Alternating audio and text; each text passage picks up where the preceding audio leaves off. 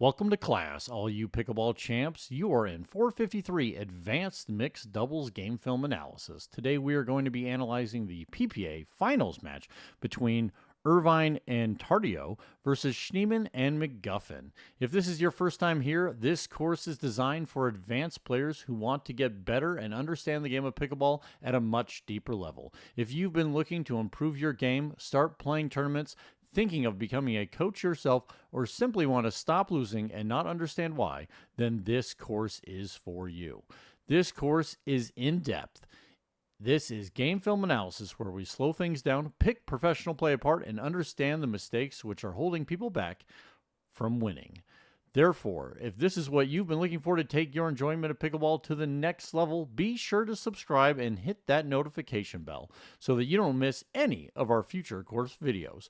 I'm your professor. Class is in session. For those of you who don't know, this was the first PPA Mixed Doubles Championship ever held in Australia, and as you can probably already tell, we have not the usual suspects here on Championship Court, which is one of the reasons why I'm excited to analyze this game. With McGuffin on the court, the most electric man in sports, as they call him, and Tardio, the 19-year-old phenom, this match is going to have everything from how the game has been played traditionally to how the next generation is looking to change it. Before we get started, I want to just introduce all the players, who is who I'm going to be referencing, just in case you aren't aware of them. So right here, I'm going to back this up real quick, get everybody on the court, and let's just break it down. Right here on the left in the white hat is Schneemann. Her partner to her right, this is McGuffin. Below here, this is Tardio. I apologize, I am still struggling with his name. And Irvine is right here on the right. Okay, with that, let's back it up, watch this first point, and dive right on into it. Okay, quick error there. Let's slow this one down.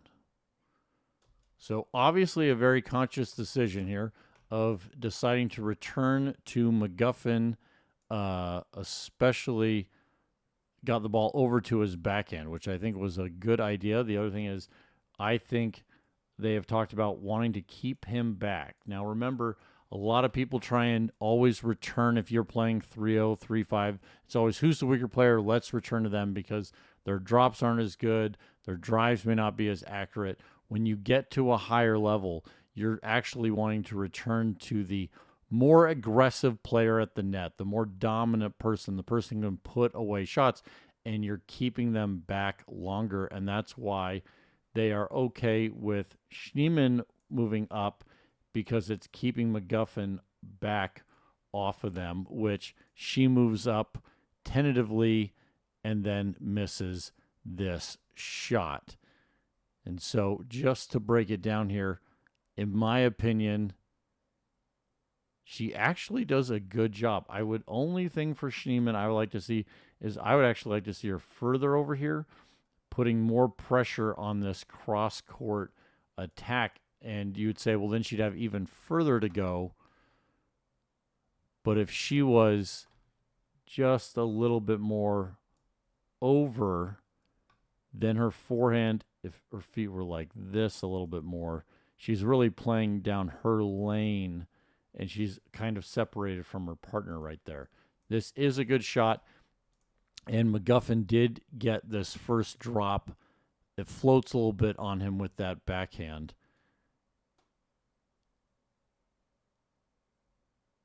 Yep, probably just the first point of the match with this kind of error. I think you won't see these kind of errors as often from Schneemann. I'm just seeing here if there's anything else we can really see from this. This is where the ball is crossing the plane of the net, okay? And that's where you want to stop and do your split step.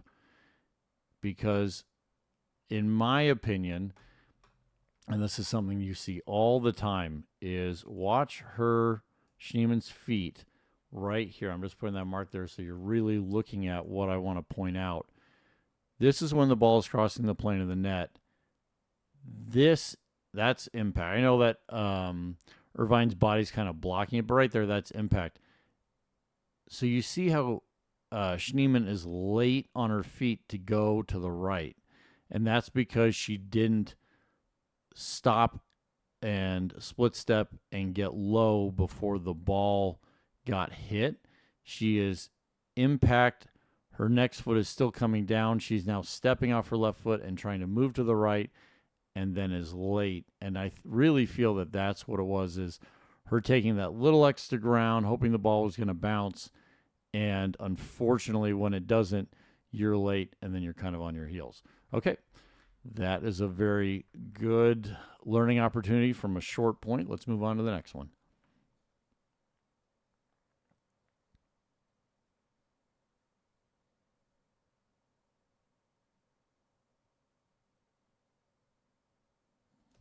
Fantastic point.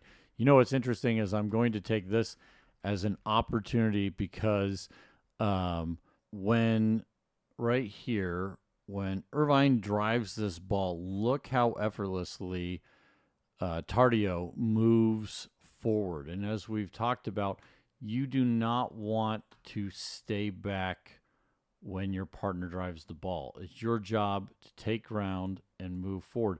There's no reason to drive a ball if your partner's not going to take ground. And so someone in our recent comments was saying that they actually felt that it was better to stay back. And I think this is, and we're going to have multiple other points in this where it's really going to show that there's no point to drive the ball. And just look how effortlessly Tardio moves forward on that and doesn't go too far from his partner, but takes every bit of ground and is putting pressure on Schneemann that they better keep this ball low and keep it away from him, or he's going to attack. And so because of Tardio, that's the big thing I want you to realize here. I'm just going to back this up again. This is the third shot. Because at Tardio's body position, he gets a softer fifth shot for his partner, Irvine. She does hit a good shot. Like, that's not a bad shot. That is a good shot. But because of his pressure, it once again allows her to take more space. And then within two easy shots, relatively, they're up at the kitchen and they're battling it out on this point. And now they're in a dink battle. Now, obviously, Irvine's staying a bit off the net. And the reason for that is some people would say this is too far back. It is a little bit back. She obviously likes this forehand, but she's giving Tardio space that if he wants to come over, he can come over and attack and try and put away that ball. It's obviously the second point of the game, and this one just carries long. I don't know if they replay that at all. Oh, yeah, here we go on the replay, and it just obviously sails long. So on this, I'm going to just point this out really quick.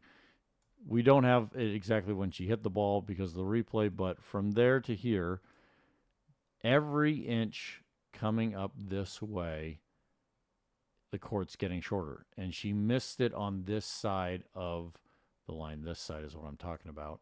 And so that ball, if you look at it, most likely would have landed in at this spot if she'd kept it on that side. And that's just always something to remember. If you're going to drive the ball, the actual goal of these pros, and should be for you, is to draw essentially a straight line. That's not a straight line. Let's try that again. See if I can get a straight line here. There we go. You want to draw a straight line from corner to corner. And from when you're attacking, this is if you're going to hit a drive, you're trying to put it in there. And on the outside of that, you are dropping or dinking in those things. And that is where there is just actually a directional error, not really a technique or a swing error. Okay, let's move on to the next point and watch it all the way through. Okay, good point. Let's back this on up. Several quick points starting on off here. A little bit of a delay on this because of that replay. Just so you guys know, Tardio served this ball. You're only getting to see McGuffin return it. So if there's any confusion there, that's what's occurring there.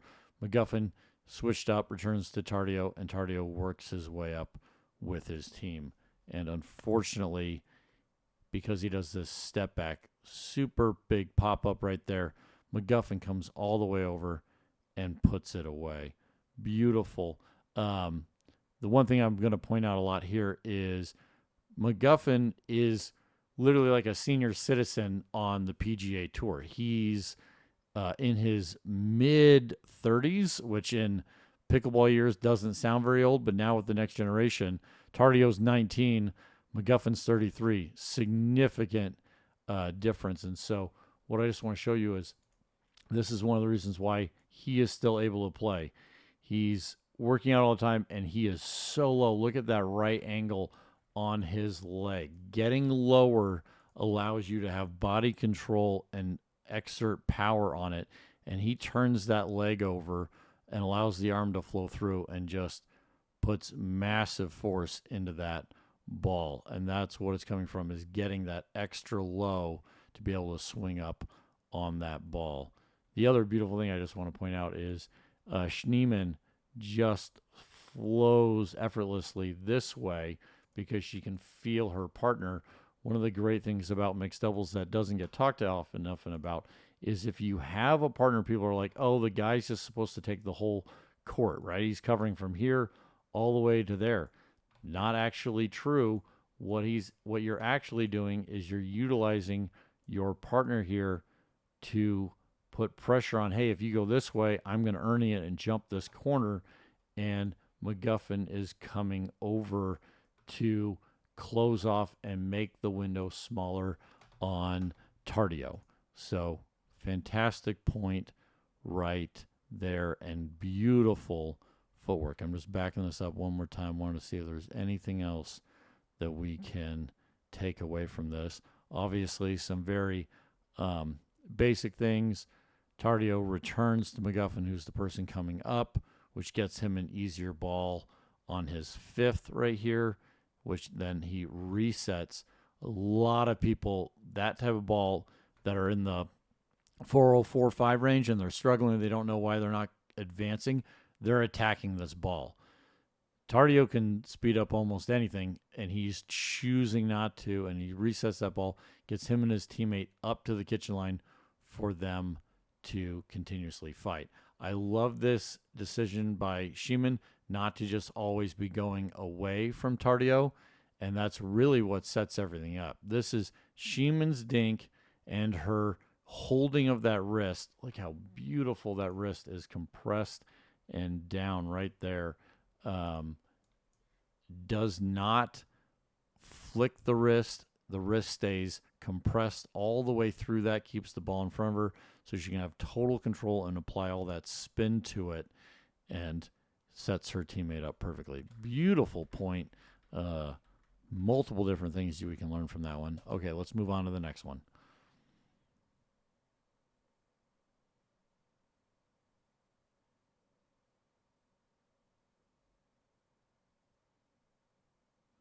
I think we're going to see some long dink battles in this game.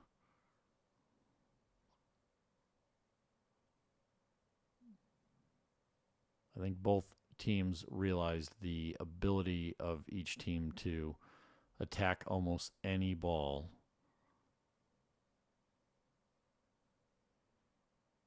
And the first real hands battle right there goes to McGuffin. Let's back this up and start dissecting it.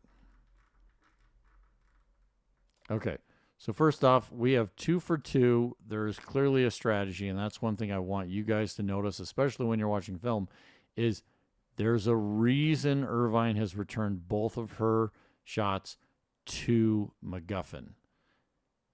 Whether they think his drops are not as good as Schneemann's, I believe it is because Schneemann is not putting pressure on Irvine in this scenario, and so the more that they can keep McGuffin back, they are going to have an easier fourth. And so if Schneemann wanted to put more pressure on, she would need to be here, left foot right there, and ready to pounce on that ball. And so until she does, they're going to keep sending it to McGuffin and making him work harder, trying to wear him out. And then we're into this dink battle. The one beautiful thing here that a lot of people at lower levels miss, watch this. Okay, backhand. And look at, I'm just going to mark it right here. Oh, let's back it up a couple more frames. There we go. Because he does. He moves so far, so effortlessly. Here's his feet. Watch how far he moves by the time. Look at that. He's. There are people that don't move that far in an entire pickleball game sometimes. But, like, look at that. That was just from the time he hit it to where he's then going to reset and have to go back again. And that's what he's doing. So in these foot movements, Tardio, that's one of the reasons why he's now one of the top players in the world, is because when he hits it, he's anticipating, looking for that pop-up, looking to attack, and then gives back again and moves his feet again.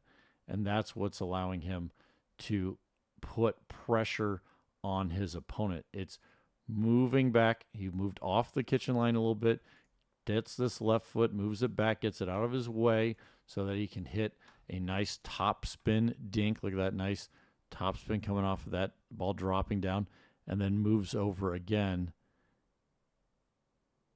And that is one of the things where you see some players, they can even get to the 4-5 level, but if they do that, where they're just going to become a statue at the kitchen and they're going to short hop everything. As you can see right here, nobody is short hopping anything. Everybody's moving their feet, trying to keep the ball in front of themselves, and if the ball gets behind them, they're moving their feet and then using their legs to hit it back to keep it low. Look at Schneemann. Here we go. 1, 2, 3, 4 steps to keep this ball in front of her so that she can hit a nice forehand dink. And Irvine right here. I love this going on the misdirection, but more importantly, she is speeding up directly. Now, Tyson McGuffin has amazingly good hands, but much better than attacking this way and then having it get misdirected back at her teammate. And so, in my opinion, if you said Irvine's going to attack, she attacked correctly because this gave Tardio time to be there, the slower ball, and he easily gets the first one. The problem here is both people, after they hit it, he moves this way, she moves this way. That sometimes happens when you're not used to playing with your partner. What Tardio needed to do here was hit this and move over, taking more of the middle, basically putting his chest right in the way of a ball easily going down the middle. And so it's just that he hits and his left foot goes that way. He just goes away from it. And so this kind of brings up that point of, we talk about hit and improve. What do we mean? When we hit a ball, regardless of where we're at, let's say we're right here, and we hit a ball this way. Let's hit the ball here. What we're going to do, I meant to do that in yellow. Say the ball's right there. We are going to improve our court position. That's what hit and improve means. And we're going to always move towards the ball, closing off to the ball like a soccer goalie and making the court smaller, utilizing our body and the angles. Okay, great point. Fantastic battle. Let's move on to the next one.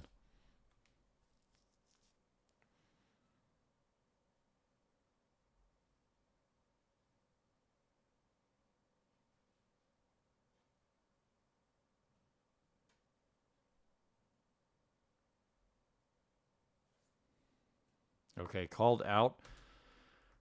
I kind of like this point in the early part of the game, and I'm going to not go all the way back here. I'm just going to look at this right here, and then we're going to back it up.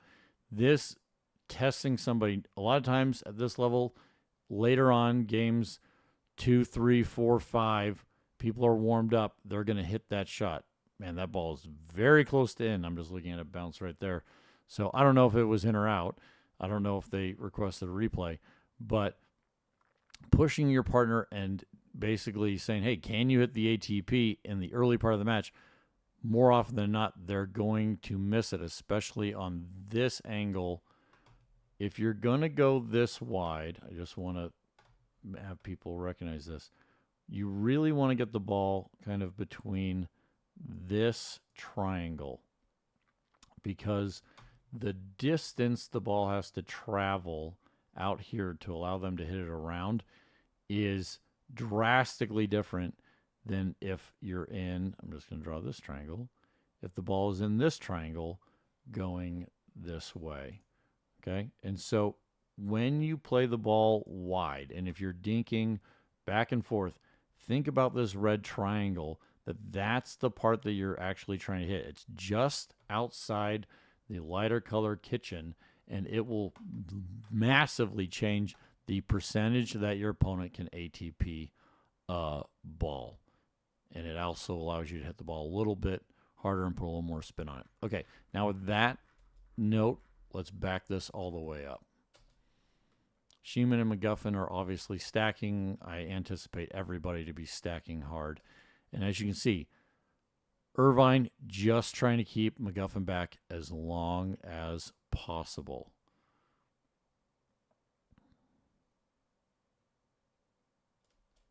Man, this is a quality point. Almost went the McGuffin way.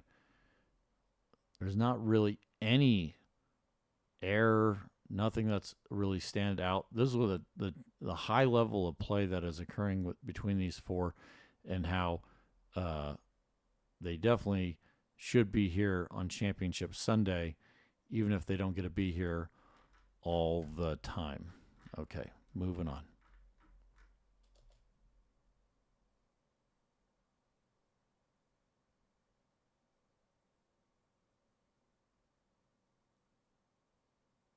Gonna watch this point all the way through. Ooh, good point. This one brings up, I love this. I just saw a video that talked about people's drop shots and how they're unattackable, and you're going for an unattackable ball. Every ball is attackable. There is no such thing as an unattackable ball, or that you can hit a shot that is unattackable. And that's right there is the best example. This neutral dink back, all it did was bounce just high enough for her to feel like taking it. Now, I don't know if that ball would have come back down. Hard to say. But it was going right into the belly button of Schneemann.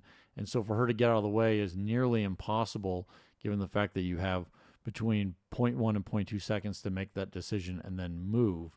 And so this is the thing, is you need to always be paddle ready. And I love this decision by Irvine to attack this ball. And I'm even finding this example of the cross-court attack because you're hitting an offensive shot.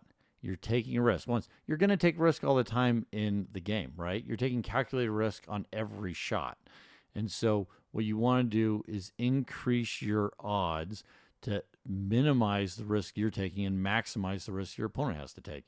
In this example, Schneemann hits this neutral dink that floats high.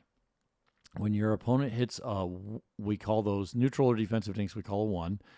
Offensive dinks, we call a 2. This is a drive. This is not a dink. But she takes the bounce speed up off of a 1. And a lot of times what people at lower levels, they make the mistake of, their opponent has hit a good number 2 offensive topspin or backspin dink that's put them on their heels, and then they feel the fight or flight go on in their head, and they feel like, oh man, I got to, now I'm going to attack, and then they miss it in the net or hit it out or whatever, and the opponent is very easily able to see that that's coming and get out of the way. Where this is, you wait for your opponent to hit a neutral or defensive dink, that's a 1, and you take the risk of the 2, and I absolutely love what Irvine did right there. Now, obviously, Schneemann had her paddle ready, gets a tip off the net, and the point basically gets back to neutral there for 1/10 of a second. And Tardio immediately moves in and does his classic crushing backhand flick down the middle, and McGuffin and Schneemann are out of court position. The out of court position comes right here where McGuffin is falling back. Schneemann would have had to significantly step into his space, and she does. She does everything she can to try and be there for that ball, but just can't. Let's just back this up one more time.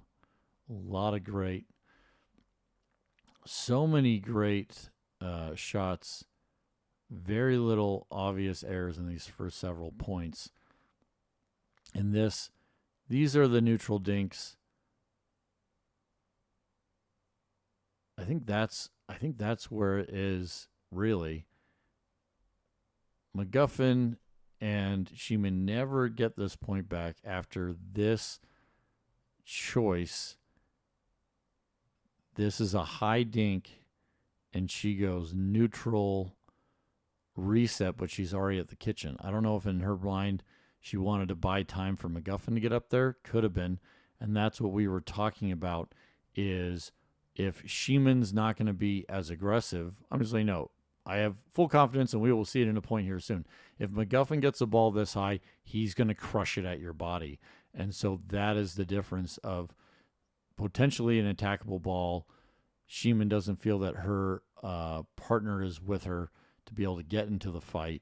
And so she tries to essentially reset that, but it's a very neutral, tentative volley dink.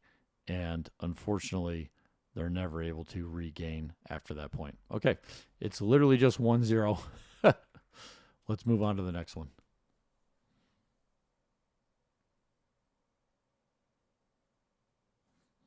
I think Tardio was in the kitchen there, in my honest opinion. Let's see if... I mean, his foot is turned to the left, but if that thing's not in the kitchen, it's really close to that line. Okay, let's back this up, take a look at it. So what a lot of people miss in doubles, whether it's mixed or same sex, is when you are stacking or switching. McGuffin does this textbook perfectly right. Serve's coming here.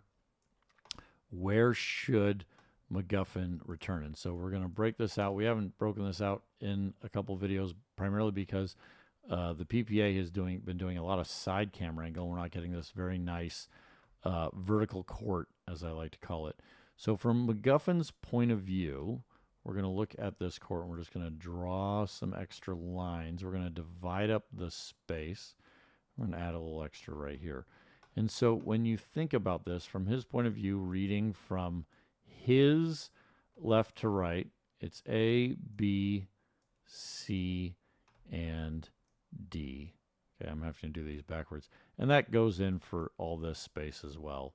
It's anything in those areas. I'm just going to erase these, is what he's looking at.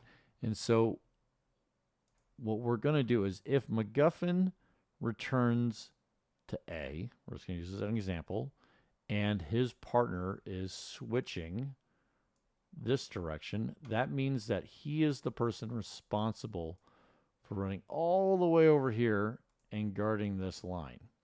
And that makes it the most difficult and the most space he has to cover. And regardless of how fast you are, if you have to run a further distance, you're going to be there later than if you have to run a shorter distance. Okay. Now let's just do this hypothetical out again. Let's say McGuffin returns down the D quadrant. His partner's still switching, right? And so now his partner is coming over, and his partner has to guard this line because the ball's over here. And he has to run. I'm going to figure out what color I want to do. Let's clean this up a little bit. Once again, just a reminder, we're hypothetically saying he hits the ball here. Then McGuffin should be running right here. And look how much a shorter distance this is than that, to put his feet here, to guard it there, to here. And so that is what, it doesn't really matter when you're stacking if you hit the ball like deep or deep here or shallow. All that matters is these lines and putting it in the correct zone. A ball hit, I say this all the time, a ball hit here when you're stacking is still better than a ball hit here, because a ball hit here, they just got to go straight down this line, and you're late, and you're reaching for it, and you're most likely on the defensive, and they're coming all the way up, and they just made it to the kitchen. Whereas right here, all your partner has to do is slide over. They're going to be right in front of this ball, and even if you have someone with an amazing backhand, where can they go? They go right into your partner's volley, or they have to hit some super hard cross-court shot that you're now right here to be able to hit. It gives you and buys you time. So obviously, ideally, and once again, you're never going to hit every shot. Ideally, you want to be hitting here or deep here. But once again, just remember, the more you can be this direction, the better. And so McGuffin's clearly aiming for that. And you don't even care. You don't care if the person is Tardio or Irvine. It's just get it over in these areas. Okay, I'm going to clean all that up. And that's what we talk about. And you will hear people, if you ever hear someone be like, I'm going to hit it into the D zone or the D quadrant, you definitely know someone who's been watching our videos and understanding that. And so right here, this is the reward for where he hit it. He only had to go to here instead of over to here. And therefore, he's there early and is able to even volley this ball coming off of a stack and makes his opponent make a mistake. I will agree. I think Schneemann should have been further this way and should have gone harder towards this line just a little bit. I think she wasn't quite trusting. She was trying to hold here a little too long, and that's what occurs because the ball is here. So she holds instead of just going, nope, I trust my partner. I'm getting all the way over here, which I think would have made it even easier for them. But I think that's what invites the attempted speed up by Tardio. Okay, good point. Hopefully you guys learned a lot regarding stacking and how to return on a stack. Ooh, big serve. Oh, we watched that one all the way through. That was a quick one. So Schneemann gets definitely held back on that, and Tardio knows exactly what he wants to do. He's going to drive this ball. But the one thing I do also want you to see, even with this very impressive serve, Schneemann does it right. She's returning straight ahead. She would have preferred to get it over a little more here. That would have gotten it away from Tardio's forehand and would have given her more time. I really don't like this by McGuffin. McGuffin's trying to be big, trying to help out his partner, but he basically, at this point, by him staying so much in the middle, he's blinding his teammate. Then he moves, and then she's got to get it. And that's, you want to give your partner as much eyesight on this as possible. There are people that I've seen and analyzed film of who constantly do this, like, oh, I'm here, and then they move away right at the end, and they just are setting up their partner to basically be sacrificed. Schneemann does everything she can on that ball and just misses it into the net. Okay, great point. Some good learning opportunities on that one. Here we go.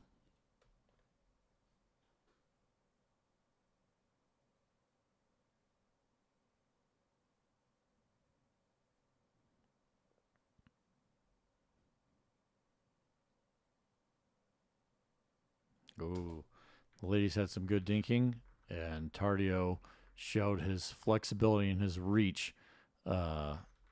Very impressive. Okay, so once again, you don't change, like the strategy didn't work the last time. McGuffin doesn't change anything, right? He hits the ball deep, directly ahead of him, and puts Schneemann back. And here's the other thing. This is what we were talking about earlier. Watch Irvine. One of the reasons why she's one of the best women in the world. She sees that drive. She's a little bit late, but she attacks in. It doesn't matter if you're a man or a woman. If your partner drives it, you have to go put pressure on the opponent to make them return that ball low and not get to put it wherever they want.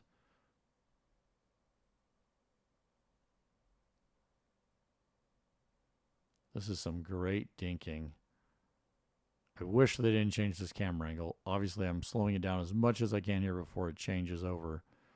You can see that ball is not that high, and that is the true athletic ability of Tardio, where him just reaching out and driving that ball that low. Look at that. The thing is literally, this is the one thing I'm going to point out. We don't talk a lot about technique, but the way he's able to hit this ball and keep it that low that Schneemann had to return it because it was going to be in, and he's impacting the ball below the plane of the net, is his wrist is staying compressed. I'm going to change the angle here.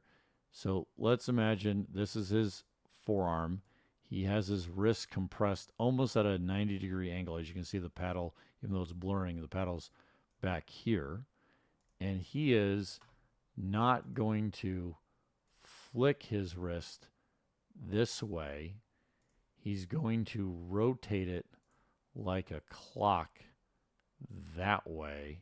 And that's what allows the ball to have spin and go so straight and low. See how he turns it over like a clock, counterclockwise at impact. And that's what achieves that. And then he's ready for the next one. And so I know we don't talk a lot about physical technique. We only bring it up occasionally.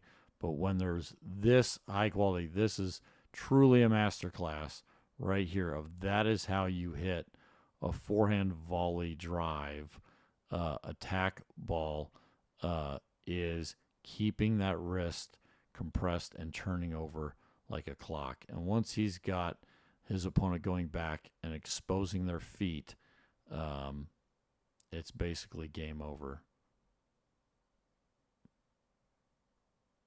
Another great one. Okay, fantastic point. Let's move on to the next one.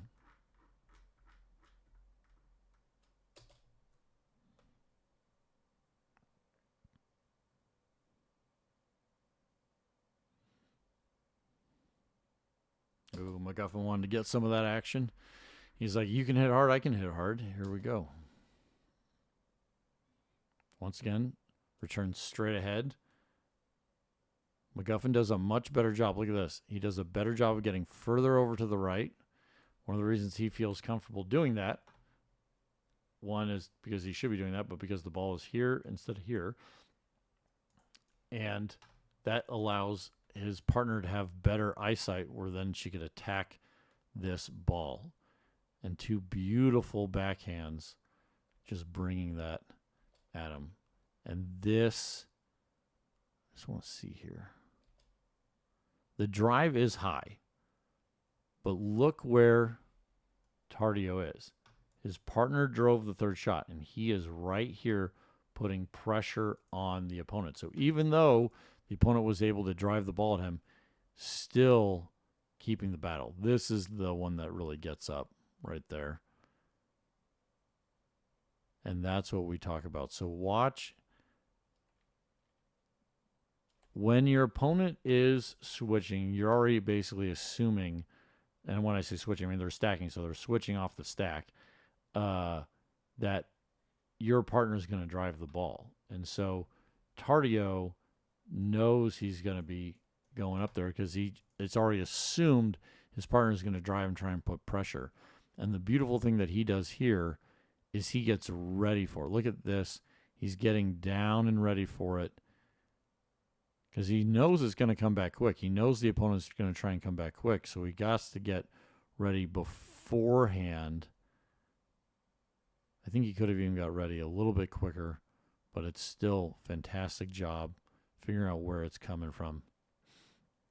And it's just not a good reset by Irvine. And McGuffin and Schneemann take the point, and that is serves back over to them. Let's watch this point all the way through.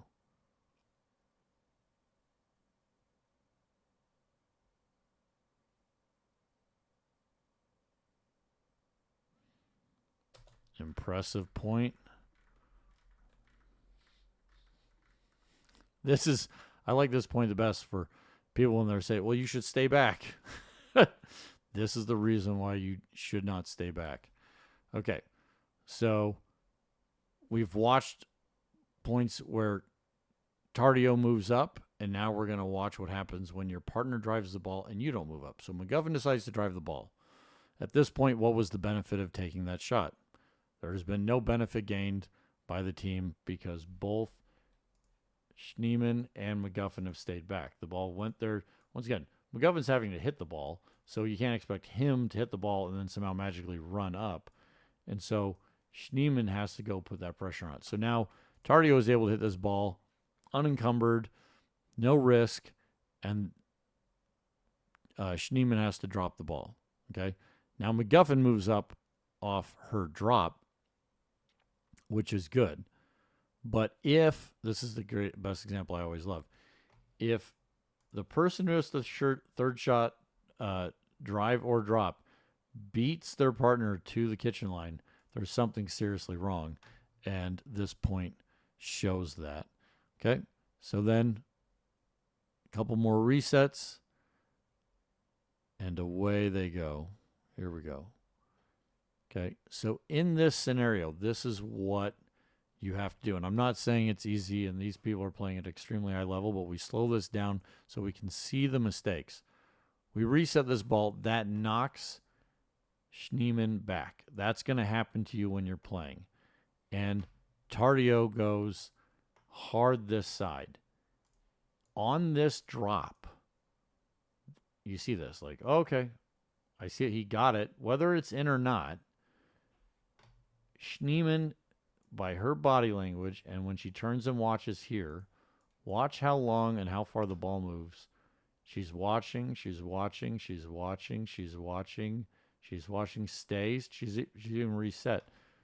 This ball, you want to take ground. She needs to come up and put pressure back on this ball and at least get to zone 2.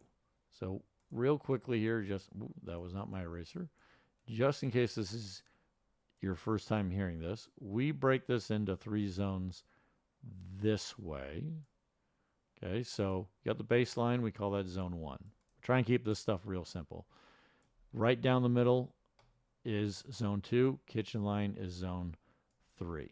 Okay, and so if there was any confusion from previously, A, B's, C, and D's run this direction. 1, 2, 3 run the other direction. So I'm going to erase all that. And so because Schneemann doesn't make it to 2, I'm just going to leave that there. That's when Tardio can take a 0 risk and just be like, cool, let's see you run all the way up. And just so you know, Schneemann is very athletic, very quick, probably quicker, 10 times quicker than me, and probably quicker than you. And she couldn't get to this ball. And that's what we're talking about of you need to move in advance when your partner is hitting the ball rather than when the effect actually occurs and you need to then try and sprint to go get it. Okay, let's move on to the next point.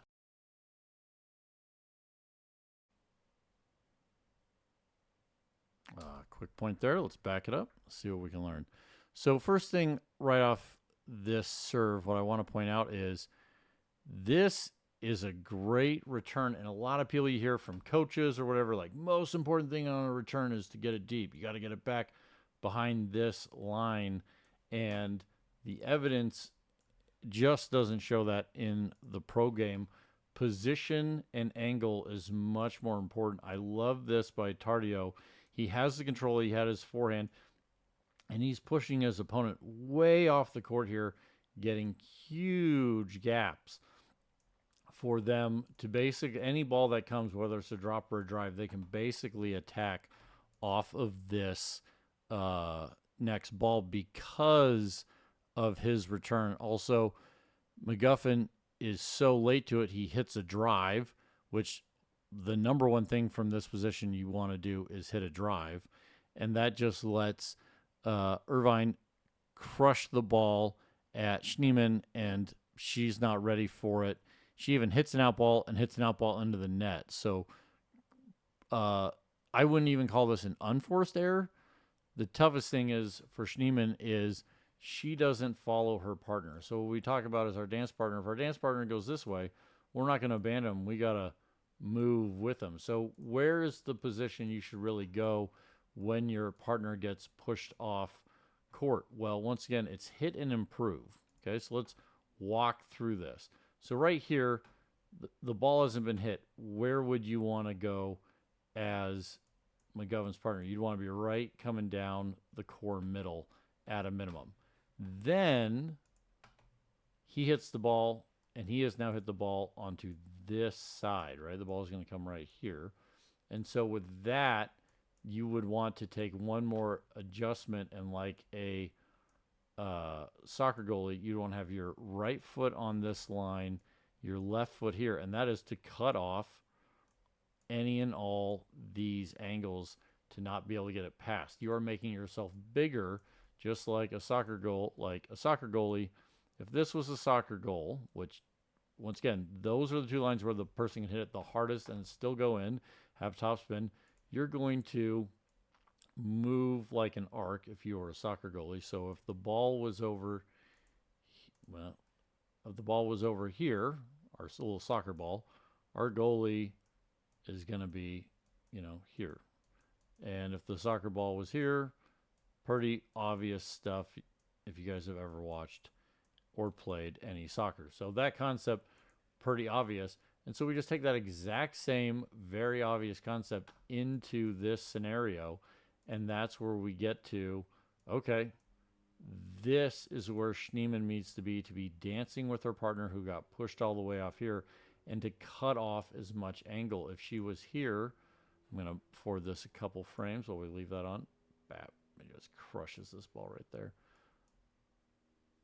This hopefully will, boom. And that's why we can easily say, hey, slowing down the footage doesn't lie. If Schneemann was here, the ball would have had to be hit through her. And when the ball's coming directly at you, you have a better chance of having control and hitting a good volley and doing what you want with the ball. This ball is away from her body. She reaches out, hits it on the toe of the paddle. One again, hits an out ball and hits it into the net. Okay, good point. Hopefully I think that was one of the best learning opportunities. We don't see that often enough in the pro level game. And so I think you guys really got something on that one. Okay, let's move on to the next one.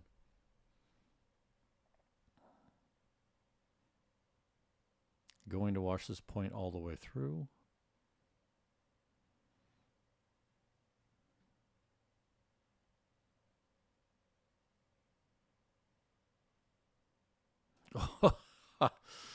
Man, he is such a wicked forehand volley that you just don't know where it's coming at. It's just impressive. Okay, let's slow this one down, start seeing what we can find. Okay, once again, you don't see this from enough female players. Look at Irvine, already moving forward because she sees her partner dropping. So she sees, hey, right here, look at that. The ball is about there. She realizes there, and you can even see it at her feet. Just look at her feet. She realized, I'm not going to hit this ball. I'm going to move forward. So she's already taken, she was a good 3 to 5 feet behind the baseline. She's just taken 15 feet before the ball crosses the plane of the net. And so she kind of has this little pause here, which we talk about, is the pros do pause here. It's just they're not split stepping. They pause to see if they can get that extra step, which she does, and then she's getting ready to look how early she takes that extra. She sees this good one. She gets low and gets ready, and then it's just perfectly calm. There's no rush. Getting that extra couple feet to get to the kitchen line doesn't improve anything if you're doing it post your opponent hitting the ball. And that's one of the reasons also why McGuffin realizes he's got to hit this and keep this ball low, because if not, Irvine can just crush it on him. And so what makes this drop better, what makes Tardio's drop so much better and puts McGuffin on the defense is, one, it is a good drop. I'm not saying it. It's not a drip. There's not a ton of topspin. That ball is rather high. Look at that. Bounces at the line. So it's not some super short, low drop. It is Irvine coming up and putting pressure, and I can't stress that enough. If you're playing with somebody in doubles, it is the partner that makes the drives and the drops better. You can have someone who's hitting amazing drops or drives, but if both people stay back here, well, then there's no pressure, and the people can attack the ball and do whatever they want with it, and it's going to be a rough match. Okay, let's keep moving forward. Some beautiful dinks.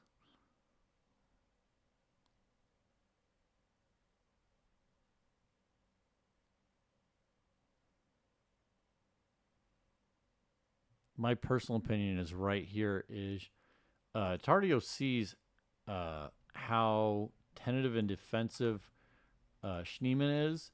Now, in this situation, this is what, even in mixed doubles, your partner has hit the ball. Okay, we're going to take this. McGuffin is hitting the ball over here. He is deciding who becomes the blocker and the workhorse in that environment. And if you watch Annalie Waters and Ben Johns, they have this down to a science. So we have other videos with them, and we point this out, which is amazing. Once he's hitting the ball here, Schneemann needs to come right up onto this line. I know that I'm doing this through Tardio, but she needs to be right up here on it, ready to block, ready to counterattack. She is the blocker. Okay, she's guarding this line, but she's got to be right up on it. Then I'm just going to erase this. From here all the way to there, if that line gets straight for me, all this mess, everything over here, all this in the kitchen line, that is all McGuffin. Great. He's the workhorse, man. You got to work hard. If they lob it, if they hit it, if they go down the line to the backside, that's all on you, because he has turned Schneemann into the blocker. And the problem with this is she doesn't come up and become the blocker, stays back. That ball could have been attacked.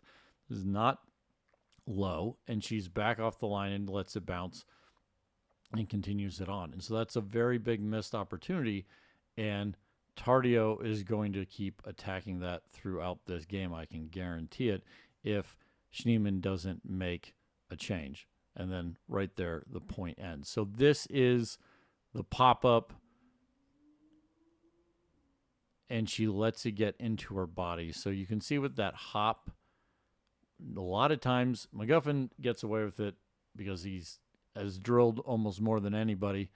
But most of the time, if you're having this leg raise, I'm talking about the left leg of Schneemann right here. That's why I'm going back and forth over it real slow so you guys can see it, going over it multiple times. That raise up normally creates a pop-up, and see how she lifts that ball and just sails. And then what Schneemann does is he technically goes cross court, but what he really does is he sees where McGuffin's paddle is. McGuffin's paddle is here, and so he knows he's going to go to the opposite side of it and get him to be late. And there he is. He's late on it, puts it right there. Hard for him to tell which direction he was going to go. Phenomenal speed up right there. And so in this scenario, let's just look at this.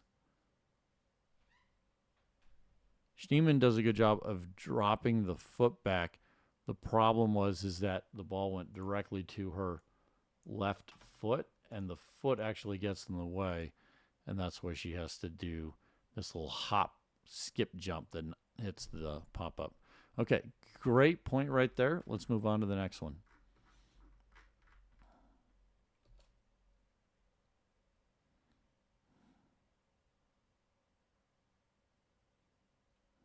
Ooh.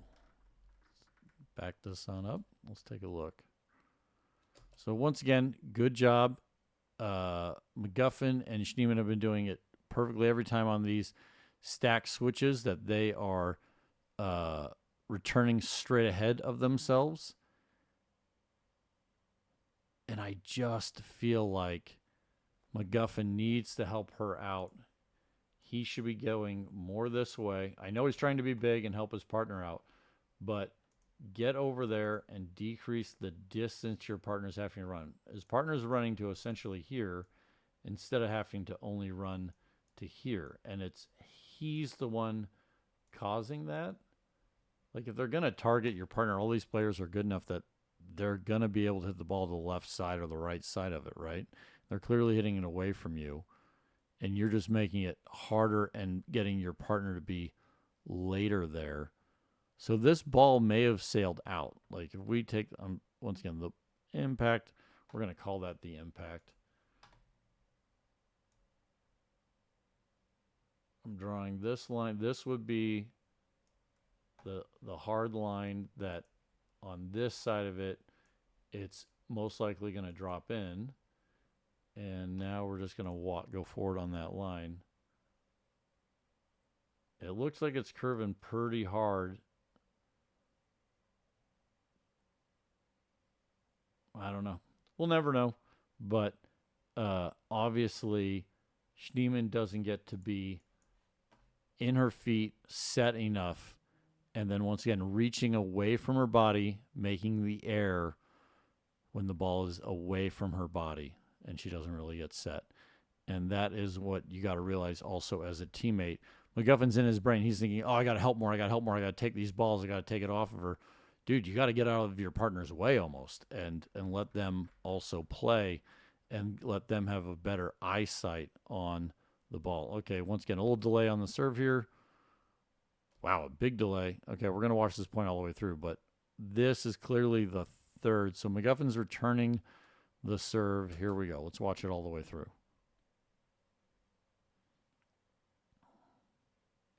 Okay, short point when we missed we missed 2 shots of it, but let's back it up to where we can see it. Okay, this is McGuffin's return. He goes middle on it.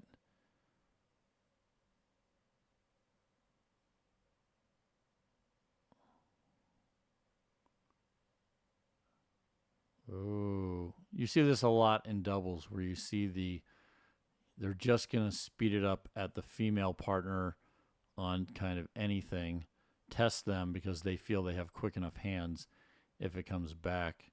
I'm not opposed to that play in this scenario. Normally you wouldn't want to attack it cross court, but McGuffin obviously keeps it low. Very hard ball for Irvine to get and get it in front of her body. She's super late. Here's something we see all the time with a variety of players. We're going to watch Irvine right here. You're going to see the paddle go left and then go right. If you're playing against somebody and you notice that they always move the paddle left before they move to their forehand because they're just always wanting to volley everything with the backhand, just start speeding up to their forehand. They're going to be late and miss a lot of things low. So watch this. Here it is, frame by frame. The paddle is, if you can see this, the paddle is right here. Then the paddle comes, it just pokes out from her arm and then gets all the way sideways when the ball is moving at her. So she took it all the way. It goes, here we go. Oh, sorry, went the wrong direction. There, it went first this way, full that way, and then tries to go all the way back with it. And that's what makes it super, super late. If you're experiencing that you miss a lot of volleys, film yourself and see if you have this bad habit of always having to move the paddle all the way to the left before moving it to the right. You don't want to have that. You want to build in the habit of, if it's going your forehand, get it hard on that wrist early. And if it's going left hand, compress that wrist the other way. But good point there. I'm just backing this up one last time to see if there's anything else I really want to notice.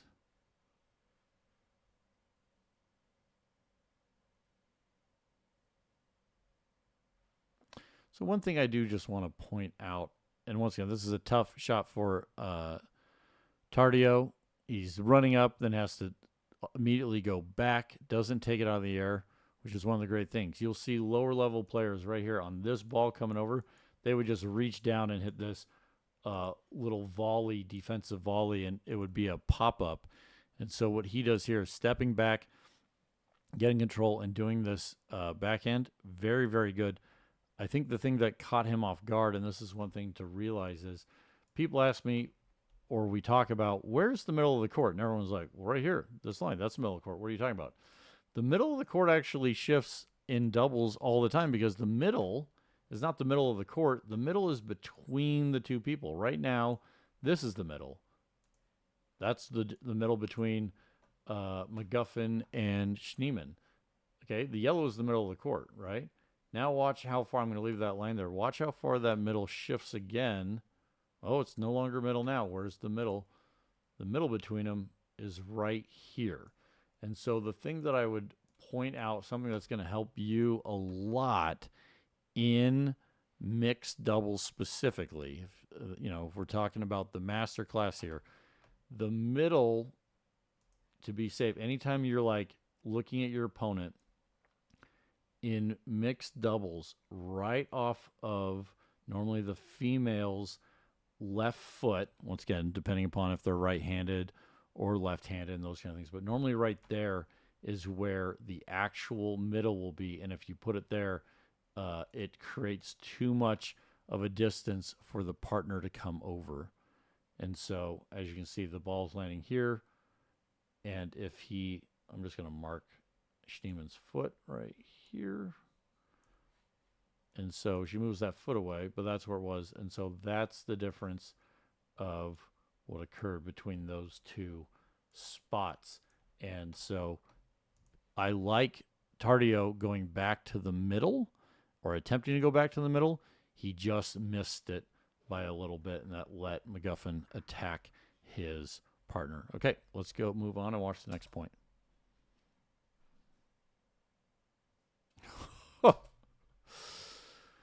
Man, if that's not a wicked drive, I don't know what is. Okay, so here we go. We talked the whole time, and I'm not going to back it up, but we've talked over and over and over again that McGuffin and Schneemann are doing it perfectly right. They're returning straight ahead. And what you noticed is, okay, we'll back it up one point before. So the first time they went away from that was on this point where McGuffin returned middle, and he got there in time for the drop. That is the first and only time that they have not gone straight ahead, okay? So I don't know if they talked about this, if he gave a signal. A lot of times, if you're the front person on a switch, you are telling your partner where you want to return the ball, because she very much looks to me like she chose that, okay, we are going to go after Tardio. We're going to try and keep him back on a switch. And this is where that can all fall apart. Now, is that a world-class drive that he hit on the, as we talked about, he hit on the opposite side of this line, so everything's going shorter, and most likely he's going to hit it out? Yes, absolutely. Like, that is an unbelievably difficult drive with a ton of spin, and Tardio has fantastic hip and holds that wrist. Look how hard he's holding that wrist through that, turning it over, forcing that ball through with his leg muscles. Just phenomenal. But this was all really set up because Schneemann returned over here, which opens up the court. He can go here, he can go here, he can go kind of anywhere he wants, and he's really making Schneemann and McGuffin guard the maximum amount of the court on unwinding the stack, and that's what really comes in to bite them. And so I think they'll make an adjustment here really quick, but this is the best example of the first time they put the ball where they shouldn't, and they're uncoiling their stack, it really comes back to bite them. And so I think they'll go back to, hey, return straight ahead and let's move on. Okay, looks like they're calling timeout. looks like we're done with the timeout. Let's move on to the next point.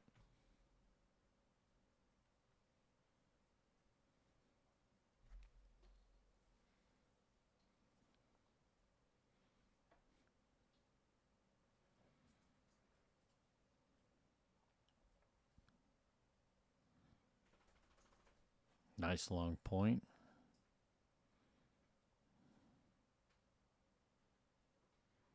Oh, fantastic shot there to finish it off.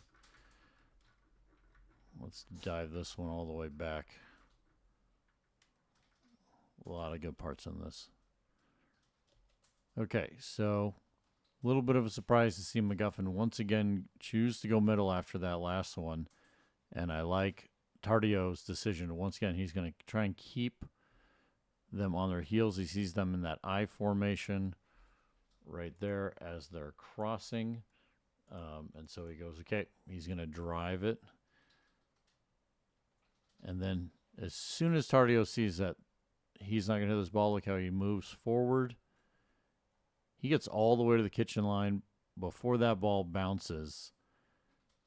I absolutely love that. And I'm actually fine with, see how he even moves? He sees the ball kind of bouncing to the left and he closes off to the left. He exposes his partner a little bit on that, but the ball definitely doesn't come that hard. This is the weird one.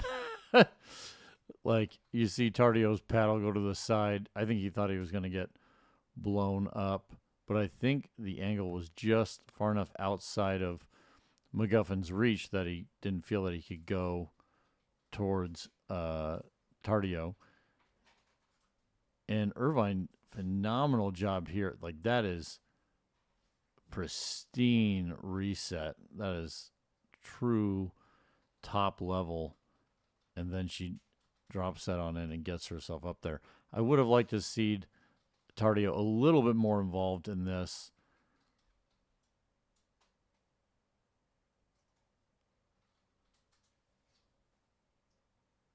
Ball was high. I think he just got lucky on that one. But right here is where I think Tardio should have moved over, put a little bit more pressure on McGuffin to try and make things a little bit easier for his partner. But just a fantastic job on that. Sees the open court, puts the ball right there, and now we're into the dink battle, and they've made it to neutral. A lot of great work right there by Irvine. The one thing, I'm just going to back this up real quick. Let's just, right here. So, great reset, even better reset. And then this move. Okay, so a lot of people, when we're talking about drops, and we don't talk a lot about technique on this channel, one of the reasons is sometimes the camera angle or whatever. Here's what I want to show you on this one. This is just such a good view because you can see Irvine's paddle right there, okay?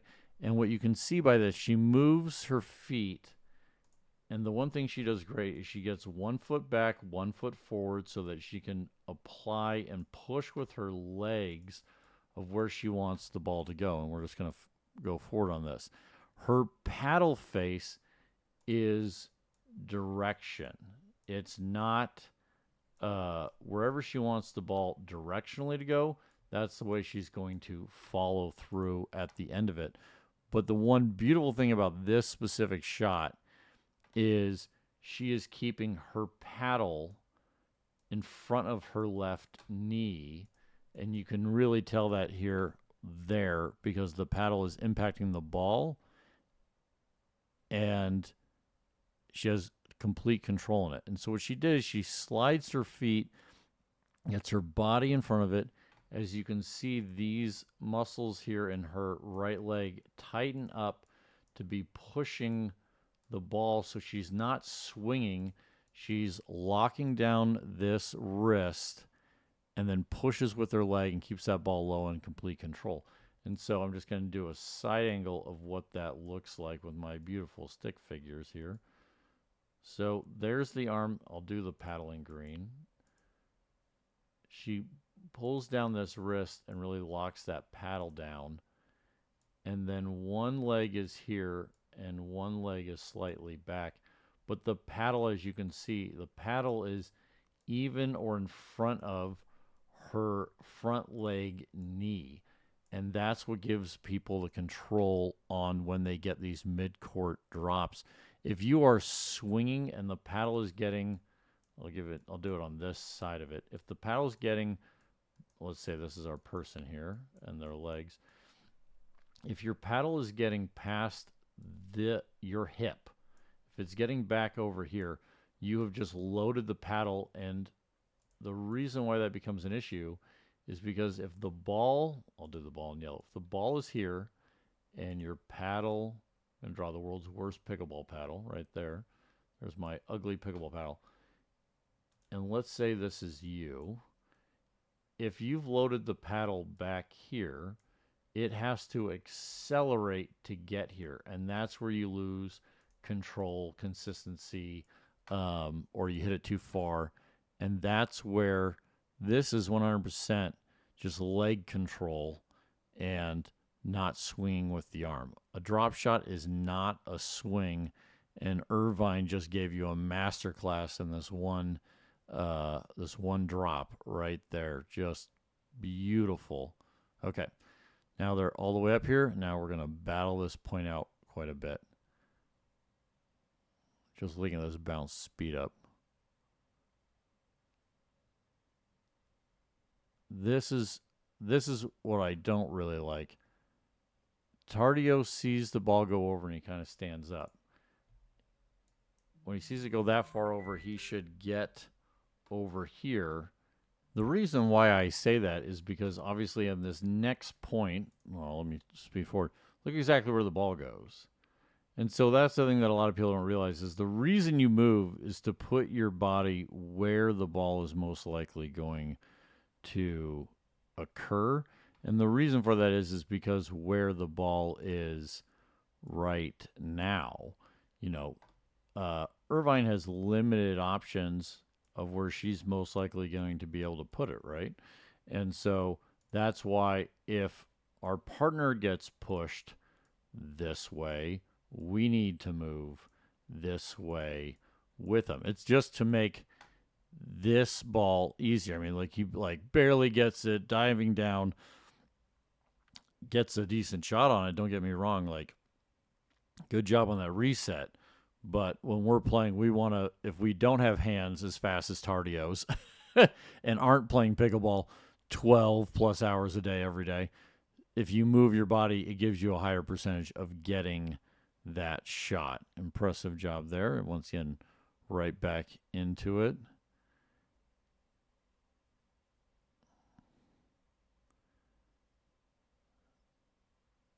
That was an interesting... I agree. I think she thought it was going to go long. She basically jumped into the ball, maneuvers around the ball, and it still lands in.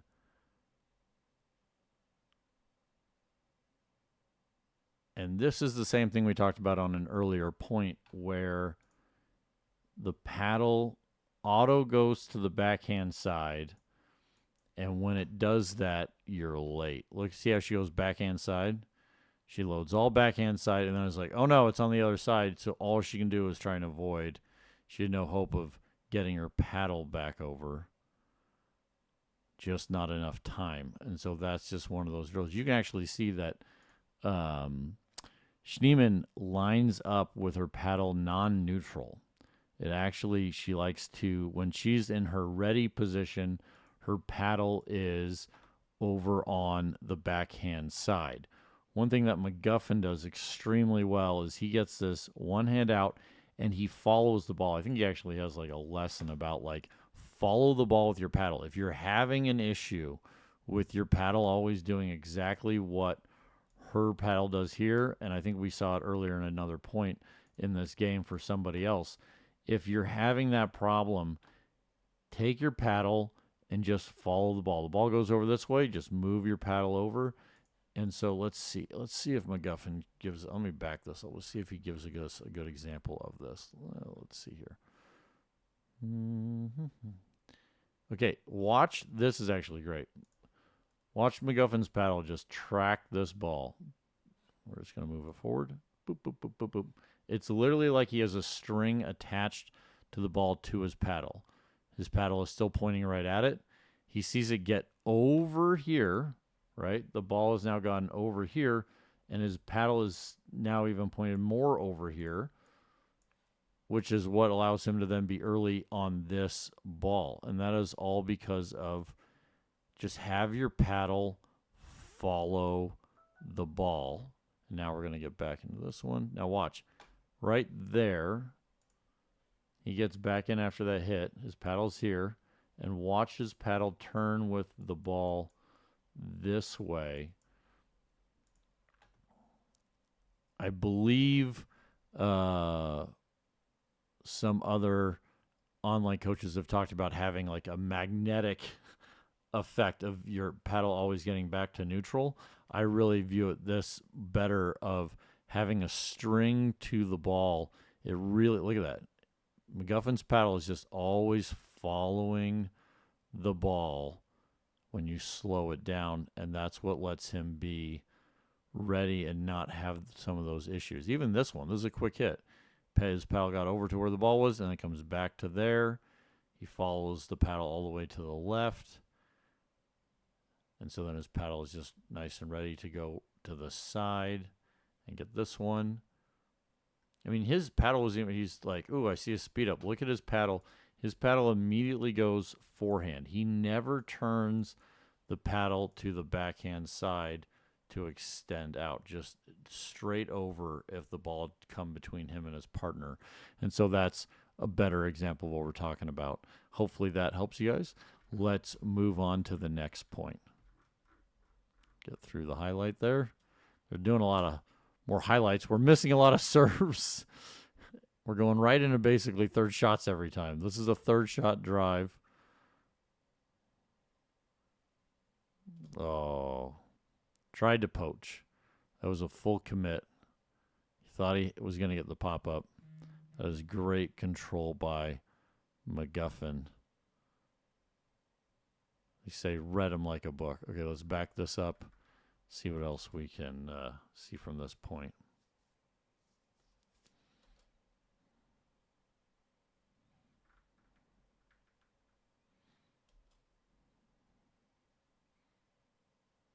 Pretty short point. Let's just move on to the next one. Since we actually get a serve and a return.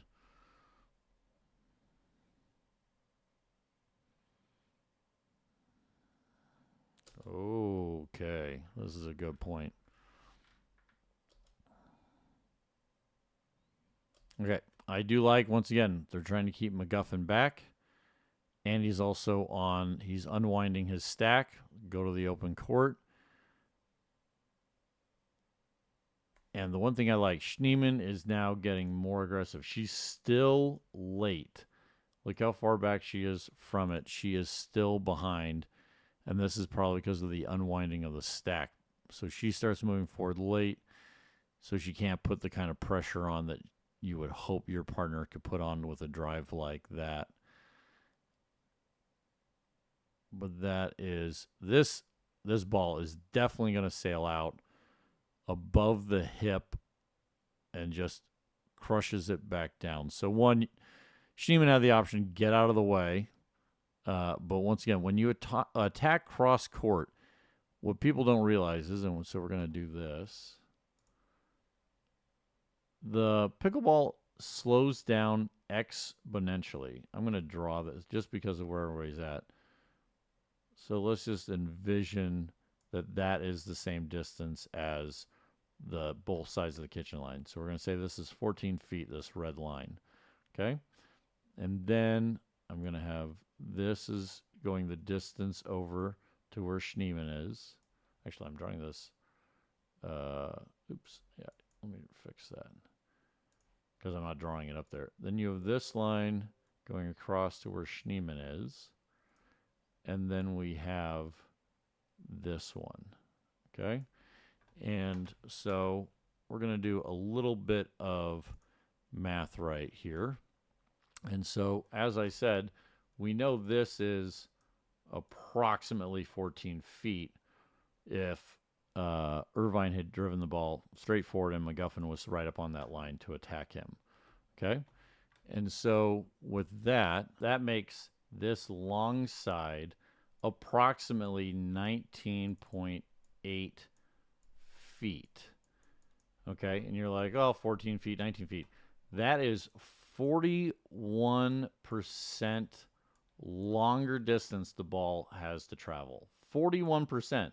That is a shocking amount where the ball is slowing down and making it. That means same thing. 41% slower the ball is because it's dropping its pace because of the holes in the ball and gravity. It is slowing down exponentially. So if you had a chart of speed of the ball, it looks literally like this. Like if this was, distance and speed, it drops off just plummeting down. And so if you're going, and let's say right here's 14 feet, I'm just making this real, the ball is literally way down here in speed at 19.8 feet. And so if you're not able to really crush straight down on the ball, hitting a green light ball straight down, even sometimes in those, you don't want to attack cross court because exactly what happened. You think the ball is traveling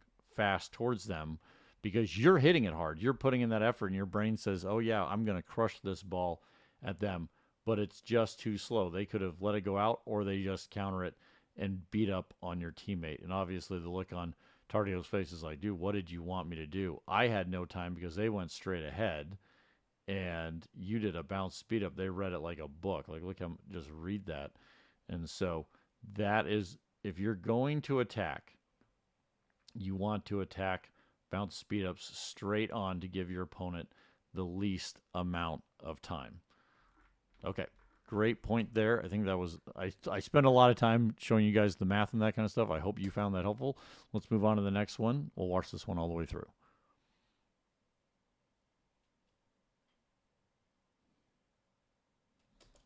Okay, let's back that up.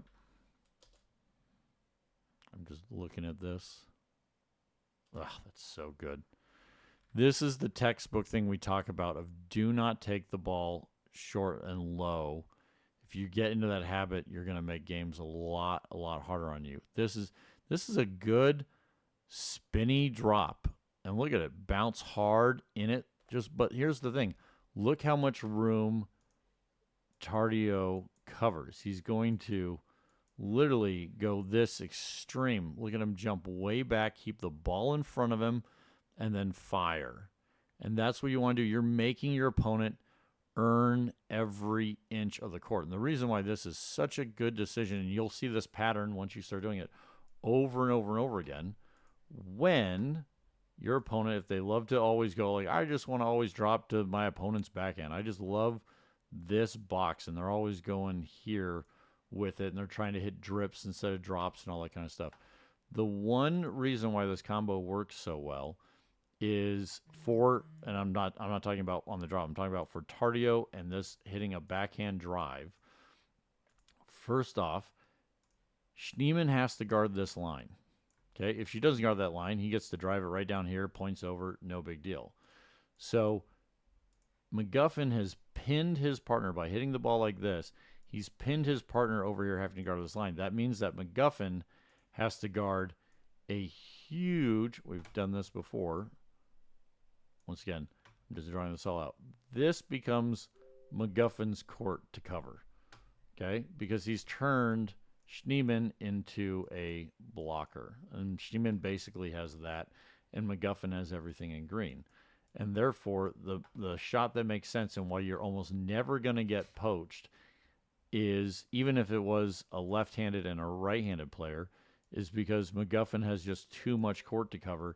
And what you want to do is just hit a hard top spin backhand drive and let the ball sink right there into the feet. And because of the amount of space McGuffin has to cover, and he never gets to set his feet because he's rushing in. And so that's another point of this. If you see your opponent not stop, look at these feet. The ball has crossed. Let's see where the ball's crossing. I want to say there's where the ball is crossing the plane of the net. We can't know exactly, but that's a pretty good indicator. Somewhere in those 3 or 4 frames, it's definitely crossed. McGuffin's feet are nowhere near set. He's nowhere to stop. So if you see your opponent rushing in, that's even more of the time to hit that offensive shot low, because they're not going to be set and ready to be able to hit a drop. Even if he'd hit this, he's just hit a drive. It's not going to have a lot of speed. Irvine can just hit it and put it away.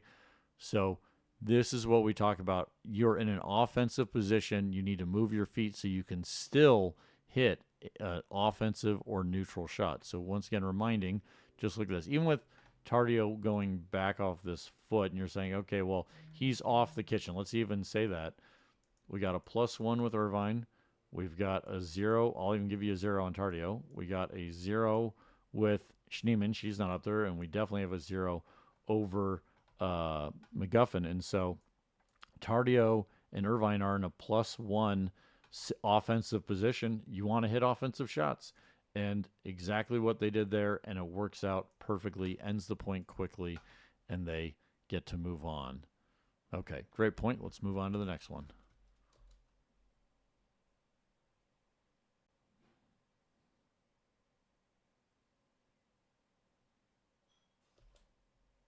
Ooh.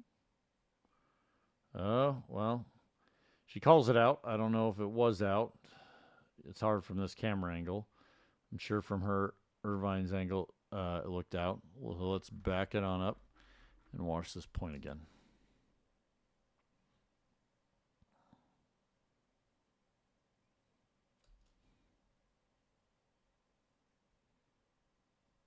I don't have any problem with that attack. My feeling is that that ball is high. She's hitting it at a decent height yellow ball. And just to give, for people that this may be your first time watching, a red light ball is knee down. Okay? When you're getting a ball that's in a red light ball, that's when you want to swing your foot back. A yellow light ball is from knee to shoulder.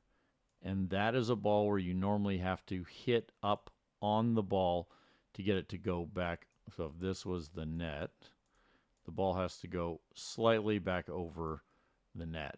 And then a green light ball is shoulder and above, and you're hitting down on the ball. The ball never is always traveling downward into the opponent's court. So that's when we're just making those references. I want everyone to know, because a lot of coaches talk about green light balls, yellow light balls, red light balls, and I can't tell you how many clients we've had that said, yeah, but they never explained what was a green light ball, red light. Like, we should just know. Well, there, now you guys know. And so, in my opinion, she's hitting this as a mid to low yellow ball, and once again, she missed it just barely.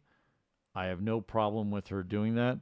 The one thing that I would say is, she's once again a little ways off the kitchen line. If her feet were a little closer and she was more aggressive in her foot stance, she probably would have hit this ball in. So let's back this up again and take a look at this. Okay, so one thing is, they are dropping the ball primarily to Irvine. If we backed up and we went over and over and over again, you would see, let's say, at least 60-40, if not 70-30 the times when McGuffin's going to drop the ball or Schneemann's going to drop the ball, they're going to drop it to Irvine, because that's a much easier ball to hit than what just happened on the other one. And what Irvine is trying to do is she's trying to keep this ball low and doesn't. This is exactly what we talk about when you're getting these low balls. This is not an offensive shot, and almost works out horribly for them. And so the thing that what Schneemann needs to realize in this is, at this point, she should already be further forward. She's basically in line with McGuffin. Now, she moves forward great, but what I would like to see, like, here we go. We're going to back this up. So he drives the ball here, and we've talked about this all the time. When we've watched Irvine or Tardio, like, dude, they're getting ground at point of impact. We are looking at the same time. That's why I slow this down, so you can see at the point of impact, where are you? And she's too far back. She realized she wasn't hitting this ball a long, long time ago. Watch this. Serve right there. She knows. That's not mine. No way I'm going to get that. And she's just watching. And so she should have moved up to zone 2, preferably by the time of impact or slightly after, but at least been to zone 2 by the time the ball crossed the plane of the net. So she's too far back still. And then what this does again, now she takes that ground and stops early. Both of the balls were here. She needs to get over here. If she was here on this ball, it would have been a put away, would have been a winner, because the ball would have been higher at the point of impact. See how far it drops down low because she's so far to her right. And so that's why we talk so much about court position, because the game just gets easier, and all of these top level pros have unbelievable consistency. They can hit balls that they've hit thousands and thousands of times, and when when an error occurs, it is normally because of a footwork or a positioning mistake, which is something that you can easily add into your game and have it instantly get fixed, because once again, all of us can do correct court position. Maybe not all of us have the best forehand or backhand or drop or drive and those kind of things.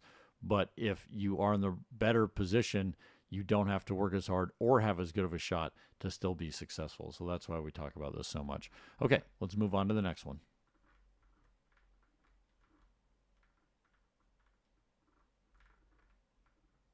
Okay, we're just going to, this is a bummer that we missed that. Basically, that entire point we missed because of the replays and the camera work. So we're just going to have to move on to this one.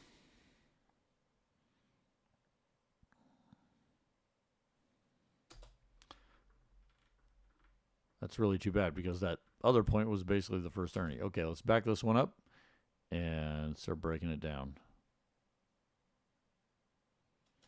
I kind of like this idea. When McGuffin isn't having to unwind the stack, I really like them going after Tardio on the drives, because McGuffin's able to come straight up, close off on that ball,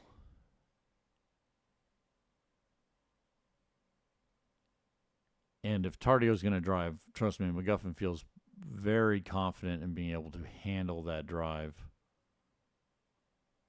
This is just such a weird scenario.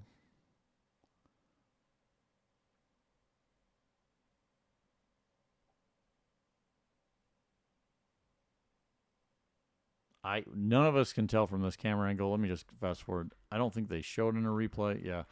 I think it tips the net. I think Schneemann's ball tips the net, and that's where that completely goes off of his paddle. That's just, I know we can't see it because it's in front of his body. I think this is just a little bit of one of those unforced errors. I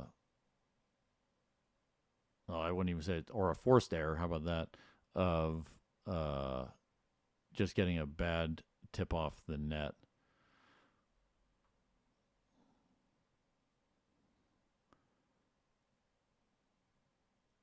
I think Irvine needs to realize that these cross-court non-resets have not been working for her and Tardio, and she needs to get back to the game that she was previously doing of being patient, getting up there, and then winning the point.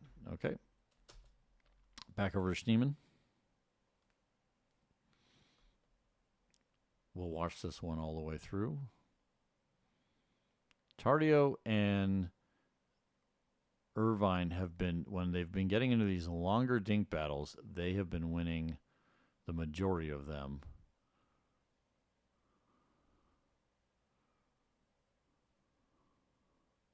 Ooh. Yeah, good night. Okay, let's back this all the way up.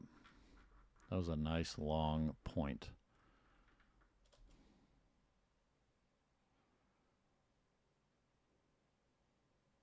Once again, going at Irvine.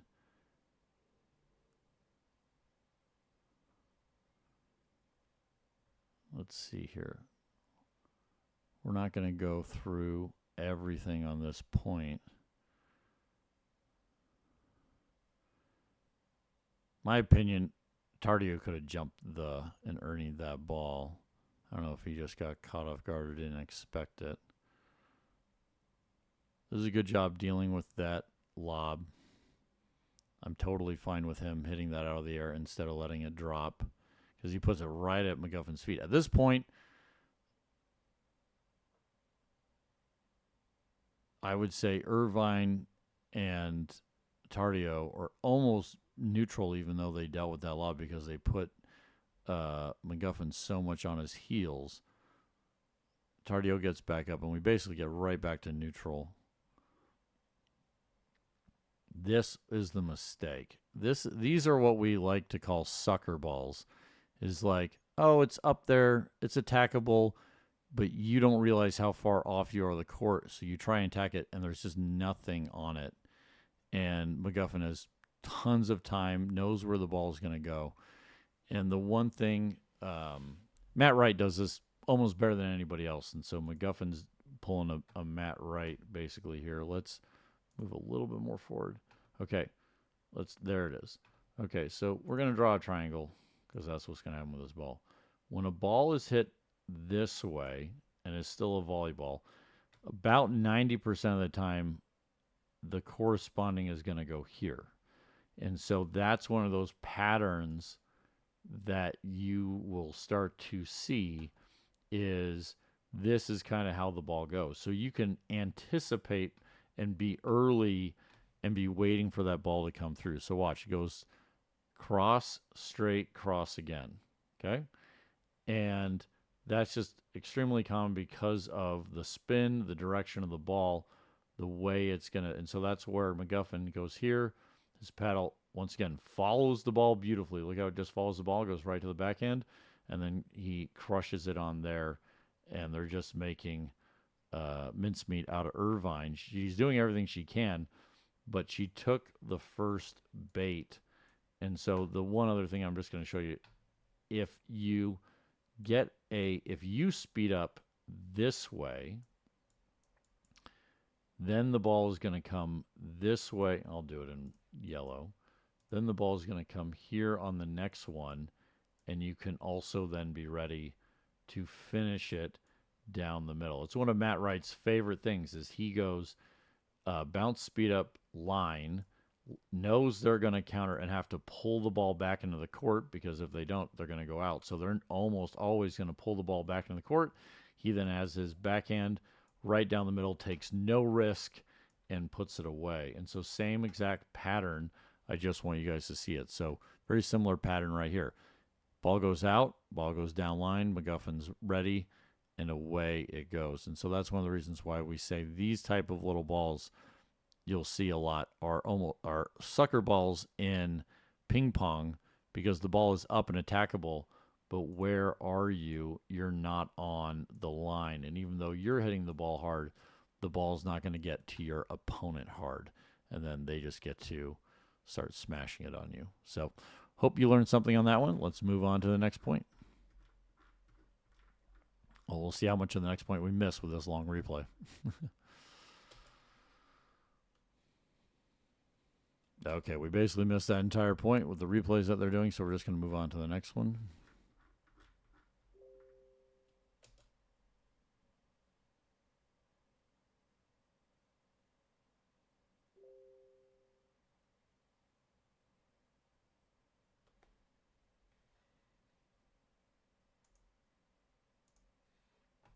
Nice point. Let's back this all the way up.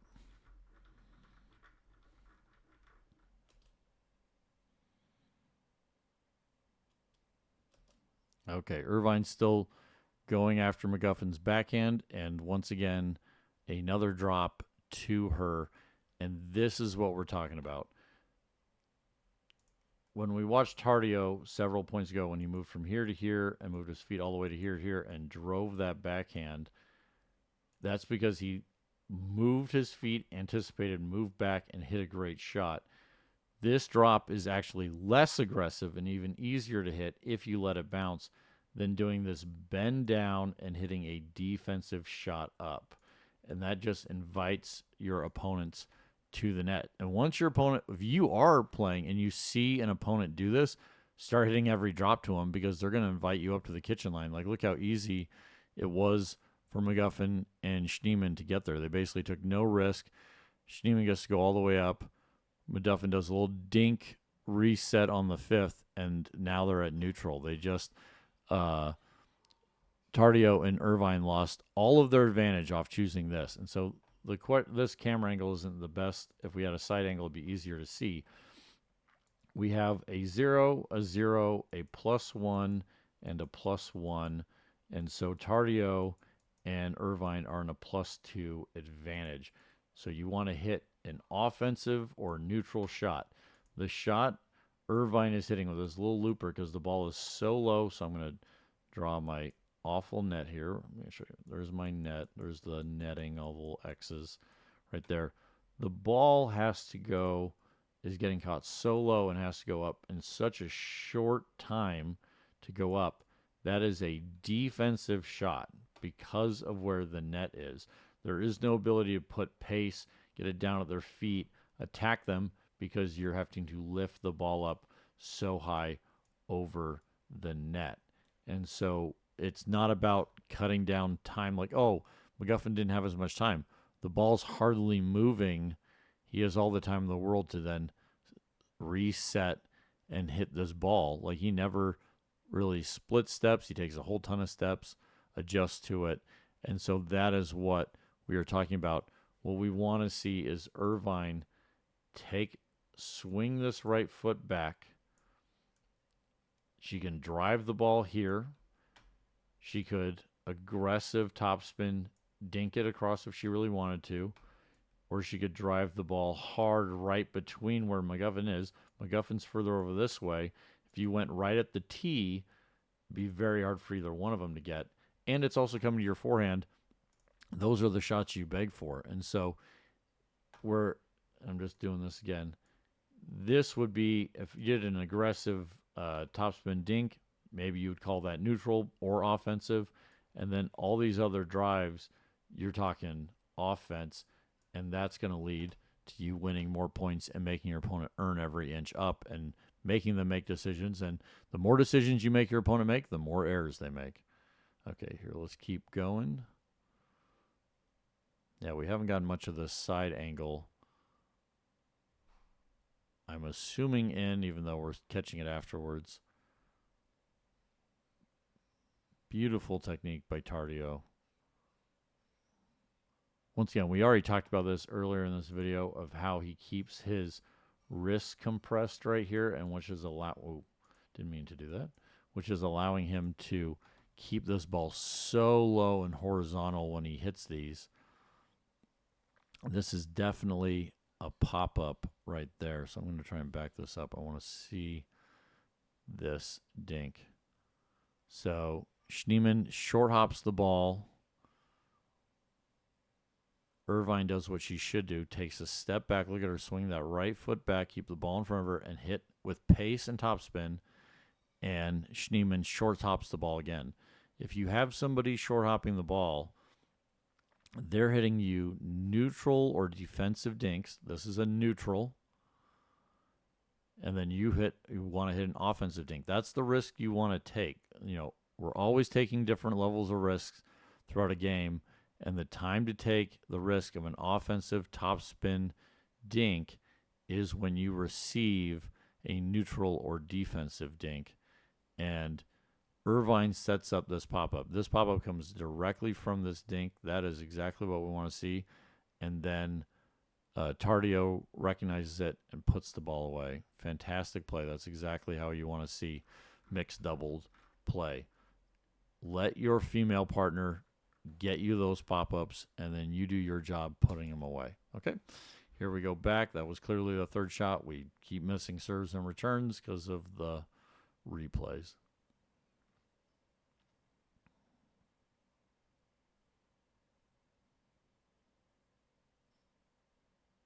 Ooh, I like that point. Let's back this one on up. Obviously, once again, we're going to be coming in from the replay.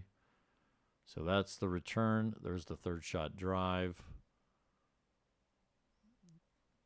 Irvine gets it back, but not strong. And McGuffin's trying to get his team up to the kitchen line, which he does. And we're right back to where we have been previously.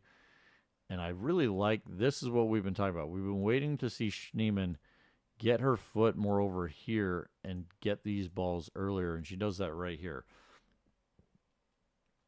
Pushing and moving her opponent back, getting her more on the defensive side of this dink. There's a defensive neutral dink right there. And so McGuffin sees it, and he's interested. He wants to go. He wants to attack. So he gets a nice top spin over to the backhand side, pushing Tardio back. And at this point, every one of these dinks, Irvine's right here is defense to neutral. This is definitely defensive. And that is definitely defensive. And McGuffin attacks. And this is funny. We just talked about this in another one. So we're just going to, once again, replay this through. If the ball is attacked straight ahead, the most likely place the ball is going to go is here. So you have to be ready here on the next side. And essentially that's what happens. It goes over, and McGuffin doesn't get ready quick enough for it to come back. I don't think he expected Tardio to be so sitting on this attack. Let me get these arrows out of our way. Yeah, that ball, in my opinion, if we had the side angle view, that looks like a red light ball. It looks like McGuffin tried speeding up a red light ball and just gets caught. The difficult thing when you're speeding up a red light ball, so I'm going to draw this out. So let's draw our classic teeter-totter here.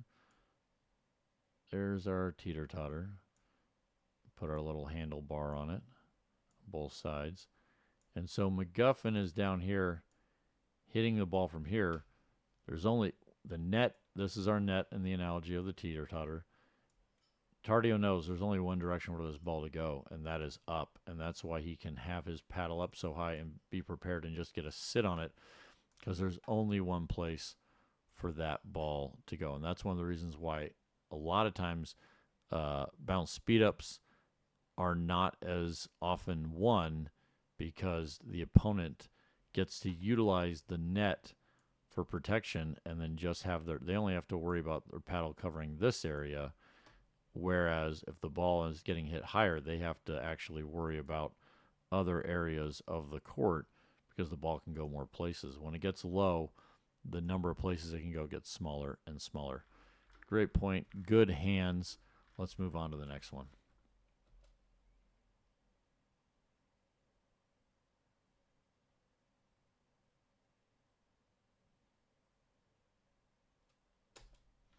I think she's looking back. Did I just hit an out ball? Yes, you 100% just hit an out ball. Let's back this all the way up and take a look at it.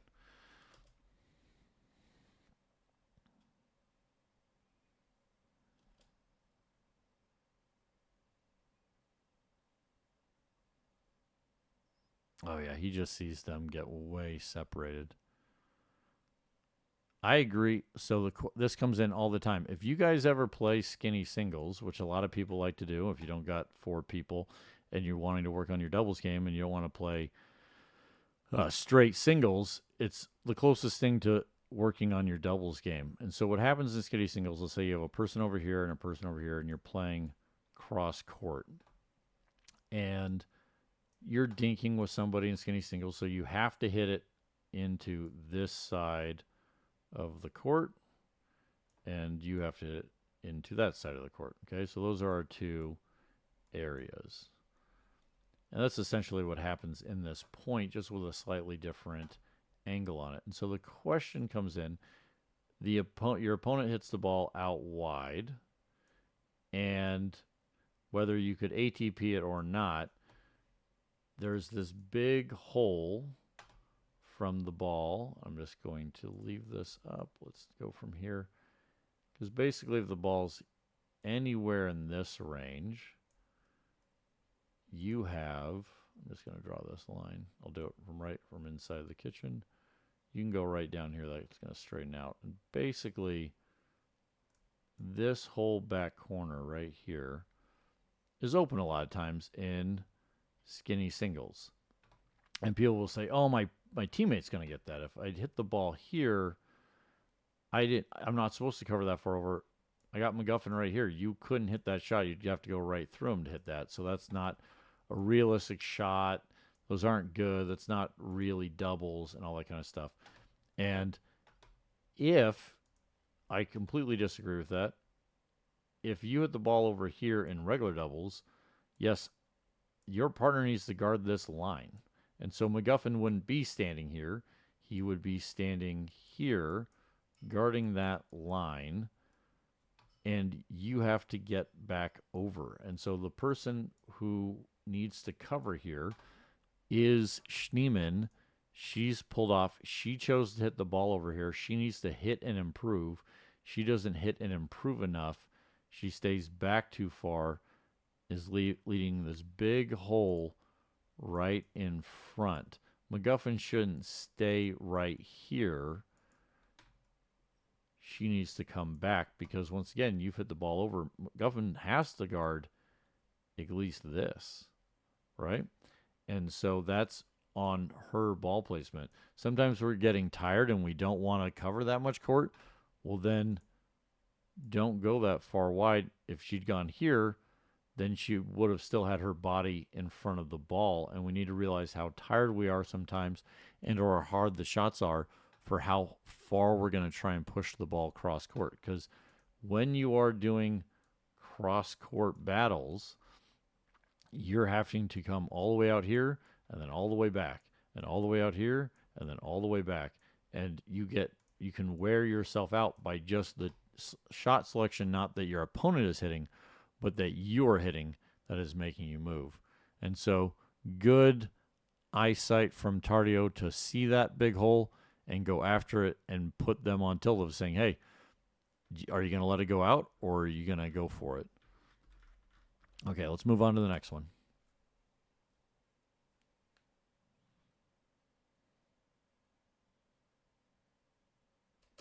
A little, looks to me like an unforced error on that one, but let's back it up and see what we can find.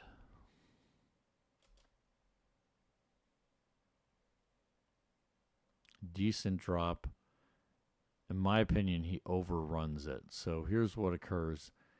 He's been hitting great drops. And the ball is crossing the plane of the net right here. Tardio doesn't stop. He needs to stop and get low. The other thing is Irvine is completely disconnected from this point.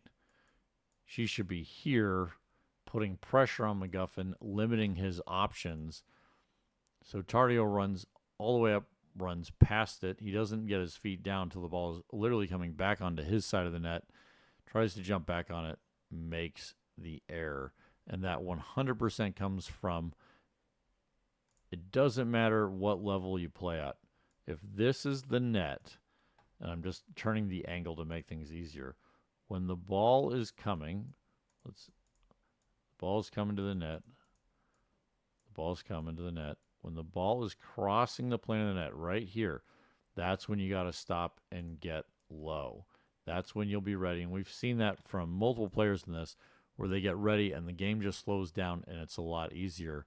This is just making the game harder on yourself because Tardio didn't stop. I think Tardio would have stopped if his partner had improved. As you can see here, his partner is here at the point of we hit and improve every time, right? So she's there. We now have hit. Where's the improve? There's no improve. She stands and watches and then takes one step, one way too little step, way too late. She's not engaged. She's not helping out her partner, not helping improve her partner's shot. So that is a definite, one of the rare mistakes we've seen from Irvine in this match. Okay, let's move on to the next one.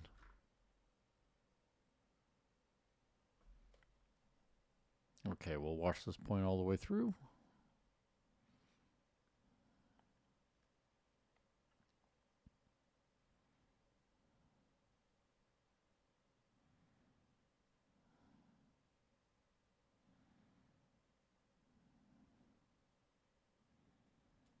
This is such a good point.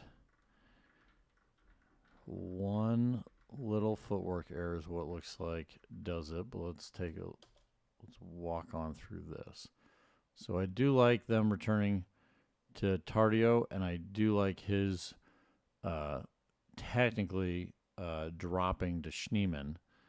It's really getting them all the way up to the kitchen rather quickly, and then we are now in on it. Now, my feeling is when we're getting Tardio this far off, I would really like to see Irvine moreover and getting more involved in the point. She's really putting a lot of work on Tardio. And once again, this is the finals. They normally have to win, best out of 5. They got to win 3 games. And so when you're making them do this much early effort and on small points, you can just get worn down. Now, I know he's 19 and has the never-ending engine, but still, you're going to see how this point ends is because of how much ground is being left between them, and it's not just on these points over here. Okay, so the camera angle changes, but Irvine takes his next ball and goes this direction into all this open court over here, which I really like that spot, holding McGuffin accountable and holding him honest. Here's one major mistake. Irvine hit the ball here. She made herself the blocker. You can't be 6 feet off the line. Your feet are too exposed. Doesn't matter how tall you are, and it doesn't matter how big and strong your other teammate is. This was a dink. The person's running around it. You hit it. You got to come up here and block it. Just because it's mixed doubles, that rule doesn't change. And this is the exact point and reason why. McGuffin speeds up this ball, which if Irvine was up here, the counter would have been harder felt coming back across here. So now she's basically just a punching bag, and McGuffin gets to take a free shot because she's so far off the court. So then she tries to reset the ball, and then, boom, look at all that distance between them. And so McGuffin gets what he wants by taking no risk. He just speeds it up into her, and they get a little pop-up, and then go down, put away. Now, in my opinion, what's a little strange to me on this one, and so you're even talking about, we have Irvine back so that Tardio can move back and forth and be big and use that forehand. And look at this. He lets this ball, that ball goes right by his forehand. And so the one thing I'm going to tell you is, if you're going to play with one person this far back all the time, well, then you better be covering all this. And Tardio should have taken this ball, and this is 100% on him, not his teammate. Really don't like that. Don't know what he saw on this, but in my opinion, this really starts off. I'm just looking at paddles here real quick. Oh, it's the camera angle change. Okay. Tardio's paddles facing this way. As you can see, you're going to see it come over here on his other side. So he auto went backhand. Watch right there. It just popped out right there. You can see it behind his shoulder, or his hip. Sorry, not his shoulder. So we're going to go. Then he tries to come back around. So he goes the wrong way and gets caught, and then he's late. So he went the wrong way. He went to the backhand side, gets smoked. It's 100% on him to have gotten that ball. But really, this Irvine needs to be up here if she's going to move the ball over there. She's the blocker. Tardio right now is the workhorse, and that is because of their own choosing of where they hit the ball. I'll talk about this in more depth in another point. But with that, let's move on to the next one. Probably with that, oh, we actually get to see the whole point even though of that replay. Here we go.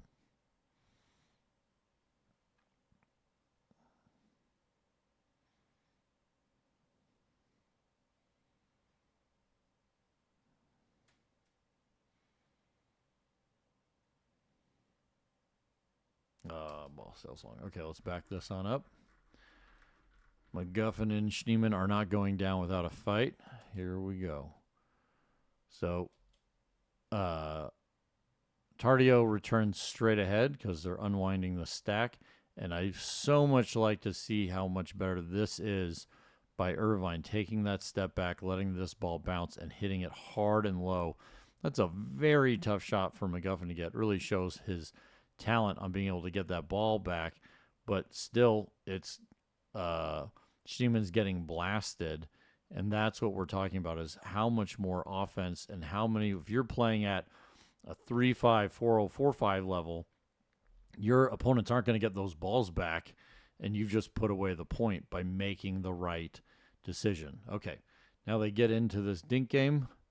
Man, just caught the line on this one, not leaving any extra. And we're going back and forth here. Once again, McGuffin attacks cross court. And I'm actually surprised that Tardio misses this ball. And what he does is he once again overforces the backhand, which causes the error where if he'd taken this as a forehand, this ball is away. Like you can literally see, like his paddle's like, oh, I should hit this in the forehand. Goes back to the backhand, and then nope. So that's just an unforced error, in my opinion. He should have taken that as a forehand and put that ball away. Irvine does a great job of counter-speeding this, counter-attacking the speed up, keeping pace on it, putting McGuffin on tilt, and there's a big hole right there. Or, once again, if Tardio had stuck with his forehand, he has not only all this lane, he can go hard straight ahead, and most likely the ball's not going to get returned. So that's an unforced error. I'm just going to back this up and see anything else that I really like.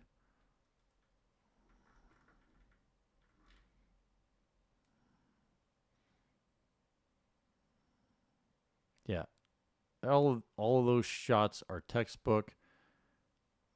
There we go. She learned from her mistake from the last point.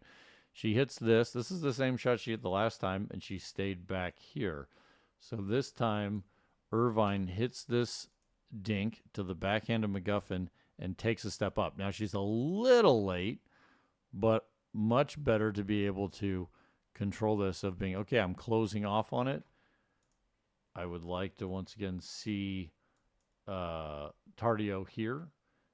When the ball is this far over this way, he's got the reach and can put more pressure on it if he was a little bit further over. And this is great footwork to get all the way back there. That was a great dink.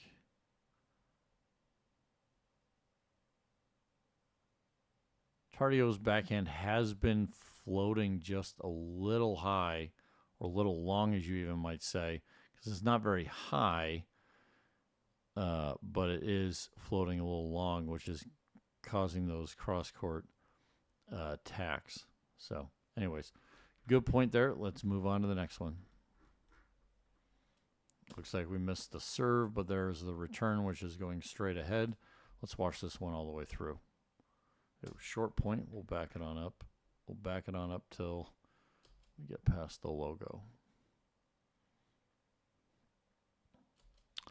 Ooh.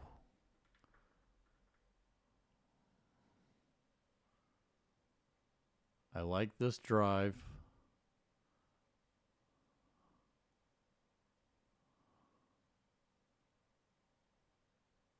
Man, Tardio's paddle is really low right now. I know we don't have a good camera angle on it, so it's kind of tough to talk about, but right there really shows. His ready position, the paddle is, in my opinion, getting too low. So on these attacks, he's having to bring the paddle up to meet the ball. Once again, the net, you don't need to have your paddle below the net. The net's your friend. If you're up on the kitchen line, you want to have your paddle above the net in your ready position, because that's where you're going to get most of the balls, because when you have to do this lift up, then it goes long and out. I'm just really surprised for him to be late on that one, and so that's where it really feels like a technique issue on that, but we just don't have a good enough camera angle to really break that down for you guys. So maybe we'll get a side angle here coming up and I can talk more about that.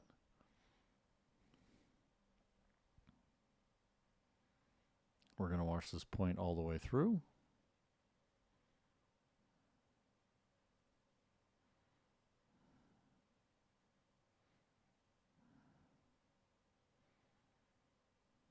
There we go.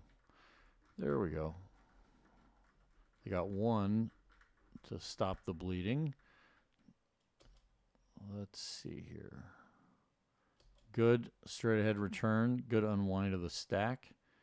And Irvine definitely catches this ball out significantly further.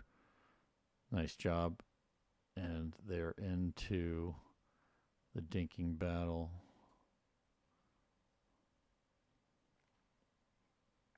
Okay, let's watch right here.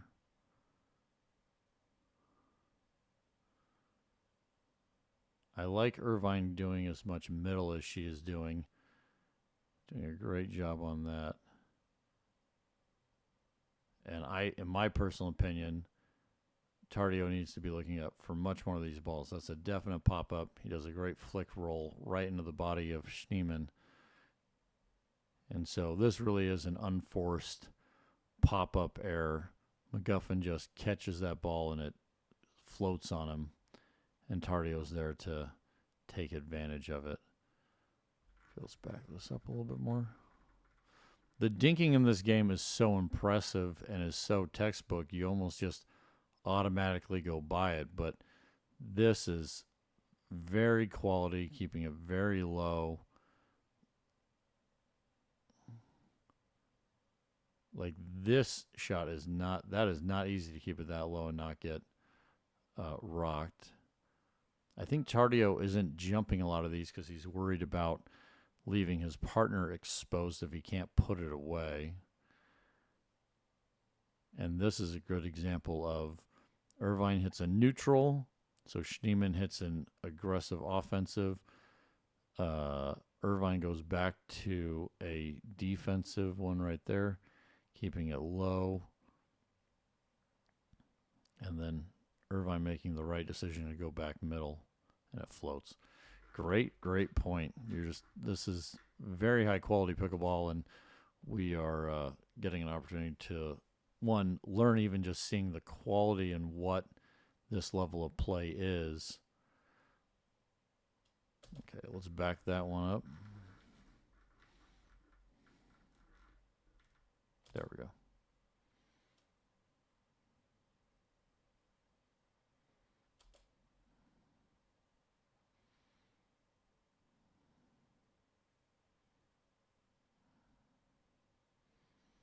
Well, Schneemann gets in a firefight with Tardio and wins one.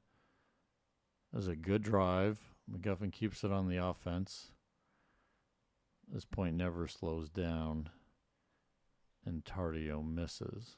So I'm just checking everything, looking at... Okay, so one issue, which is not intentional. Obviously, we're just going to go over this again. When unwinding a stack, position is more important than depth. This is I don't think we've done this from Tardio and Irvine's perspective. This is a C. That was like, I'm sure you guys really appreciate how high quality that C was. There's a C, and this is D. So A, B, C, D. And when we're going straight ahead, we want to be in the A or B zone, primarily on this line at worst, and to the A. That cuts off the angle. And so right here, when it goes this close to the middle line, it's still in the B zone, so it's not as bad as C or D, but it goes to the very close to the middle line. It gives, and I'm going to fast forward this a little bit because the impact point is basically on the middle line. Now McGuffin has base. Let's see if I can get this to straighten out for us. Probably not. I'll try it one more time. If not, I'm going to move on. Let's try it. See if I can draw a better line. There we go. There popped. He basically has either direction he wants. He's got that much that he gets to hit hard, and so you're having to cover a very, very large section of the court. Is Tardio in the correct place? Yes, he is absolutely in the right place. The difficult thing is he is stretched as far as he can be because of where the return went. And so that's why we talk about that. Hey, this ball is deep on the court. McGuffin's literally impacting the ball with his feet on the outside of the court. But in returning, on unwinding a stack, it is much, much more important to put the ball directly ahead than it is deep. And this first drive really shows why that is. The film doesn't lie, and that is one of the cases. And so basically from there, Tardio isn't able to get enough of a counterattack on this, and that just allows the green light for Schneemann and McGuffin to just come on up and not take their foot off the gas. I really like to see Schneemann here getting into this battle and testing Tardio and winning. That is an impressive job done by her. We're now all tied up. Let's watch this next point all the way through. This is a great match. Let's back that up.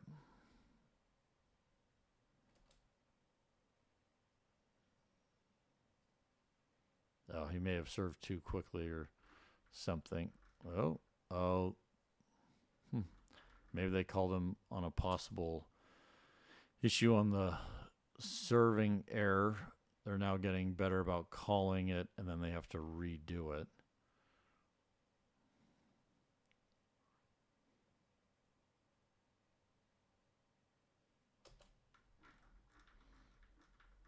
Okay, let's back this on up.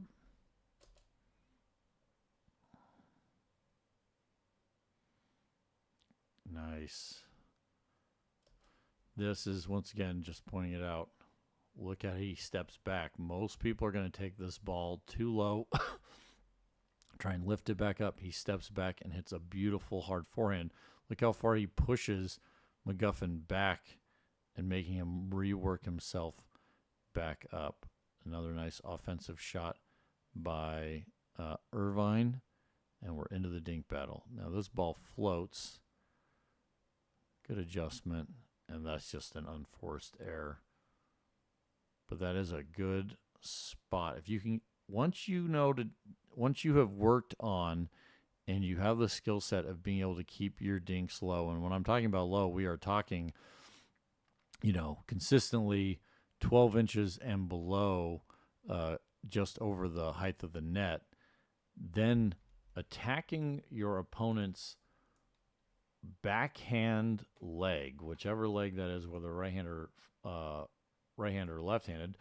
Tardio is obviously right-handed, so we're talking about his left leg. If you can keep that low, what that does is people are normally good about swinging to a 45 degrees, so if the ball is going away from them, they only have to turn. This is 45 degrees. You see he has to turn essentially a full 90 with this leg. He gets completely even with it. And the paddle, it's hard to keep the paddle low in that scenario. And so he doesn't really ever get the paddle below the apex of the ball and just makes an unforced error. I know we're calling that unforced, but it's really due to Schneemann's position on this ball of hitting a nice hard dink and making him also have to hit a very high quality shot again. He's also keeping it very in front of him, which gives you less room for error. Okay, I think they called a timeout, obviously, after they finally just lost the lead, being up 6-1 or 6-2 at one point. And here we go.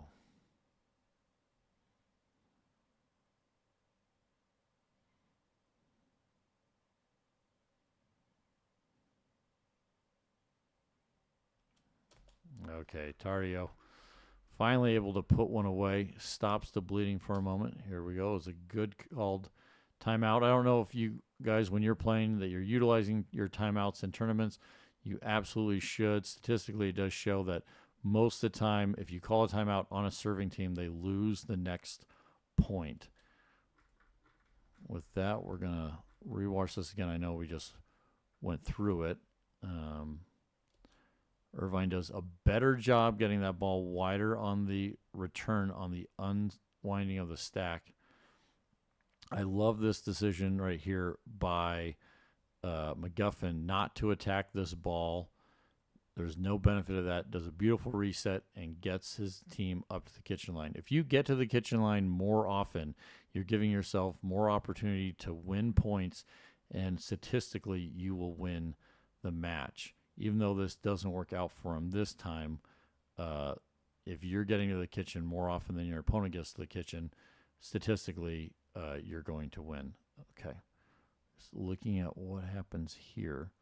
We have a nice offensive dink. I'd say this is a very neutral dink with backspin. Oh, Irvine just floats it. So she tries to go short side and lifts too high.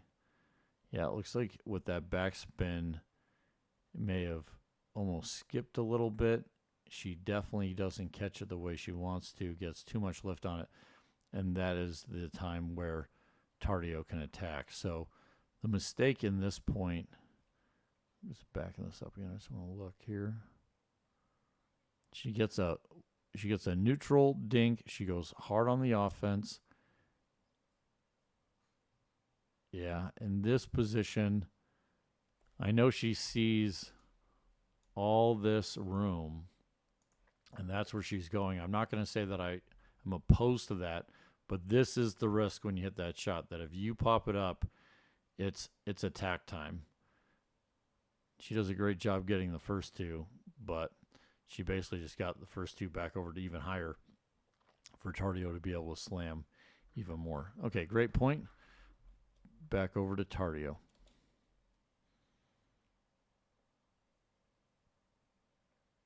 Finally. Been waiting for that all game. Okay, let's keep watching this point all the way through. There we go. There's the Tardio we know. He's come to play. Here we go.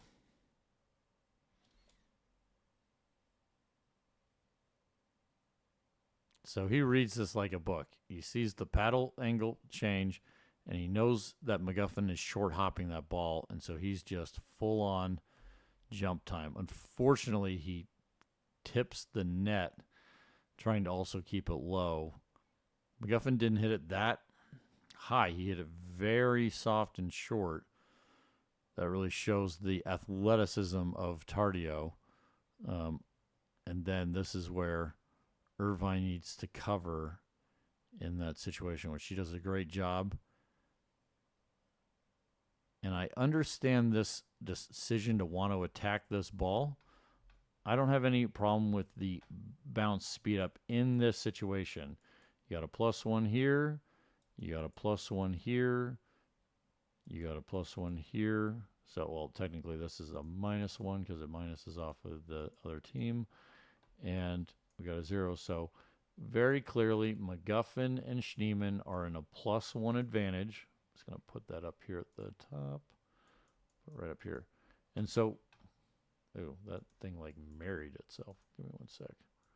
+1 right there. Okay. And so this is where I would like to see McGuffin attack this ball, not going cross court to Tardio. The reason is because on this cross court tackle, which we've talked about a whole bunch, Tardio can go here or go glancing the ball this way, giving Schneemann basically no time to react. So when he does this, it's just good night. Thank you very much. You're basically sitting there going, man, I hope my opponent makes this dumb of a decision to hit it straight at me and make my life really, really easy. And so that was definitely a mistake. I think, if I back this up real quick before we move on to the next point, I really think McGuffin felt like, hey, we got Irvine back. I want to push on this, and he's trying to end the point by himself, and unfortunately it just doesn't work out. Okay, let's move on to the next one.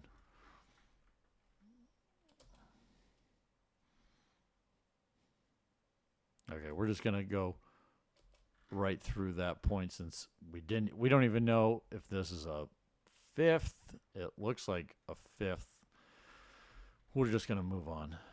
And once again, we are now hitting a third. We've skipped the serve and return because of the replays.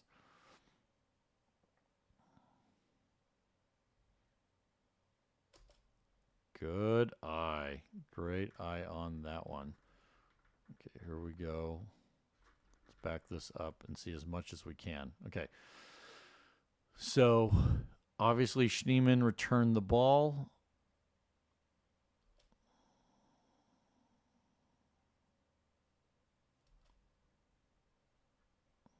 Even I'm having to get my bearing a little bit on, okay, where are we at here? This is the third. McGuffin hits the fourth. This is the fifth. Man, just a lot of high resets on the last couple points. And now we get into it. McGuffin is clearly getting very used to where Tardio is going to go with this backhand. This is a mistake that a lot of amateurs make. If you haven't noticed, Tardio basically is like here. Maybe he'll go here on the extreme. If he gets you on the backhand and his legs is far, this is where he's going to go. He's not going to try and one-handed cross his body and go for an impossible angle and take all the risk going here, which exposes his ball to McGuffin's forehand. And that's a mistake that lower level players make all the time, is trying to go too much angle and always go cross court with their backhand. And this is a shot that more and more players should learn and practice, is you're wanting to go middle. And when we say middle, we're talking about the middle point, which shifts between the two partners. And that's exactly what he's doing. He just keeps going middle between them.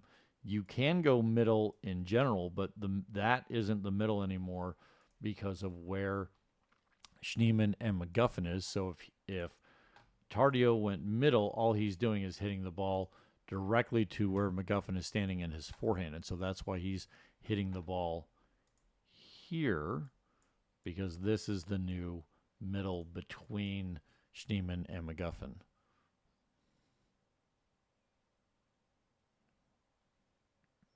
McGuffin once again tries to cross-court attack, giving Irvine enough time to recognize it.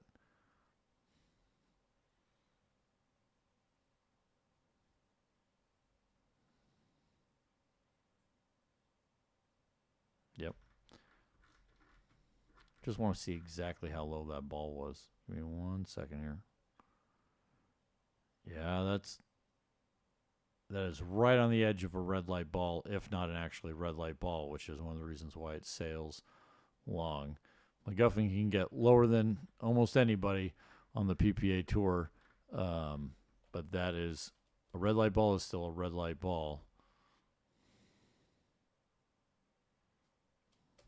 Ooh, a couple quick points to get Tardio and Irvine to 10 for this first game.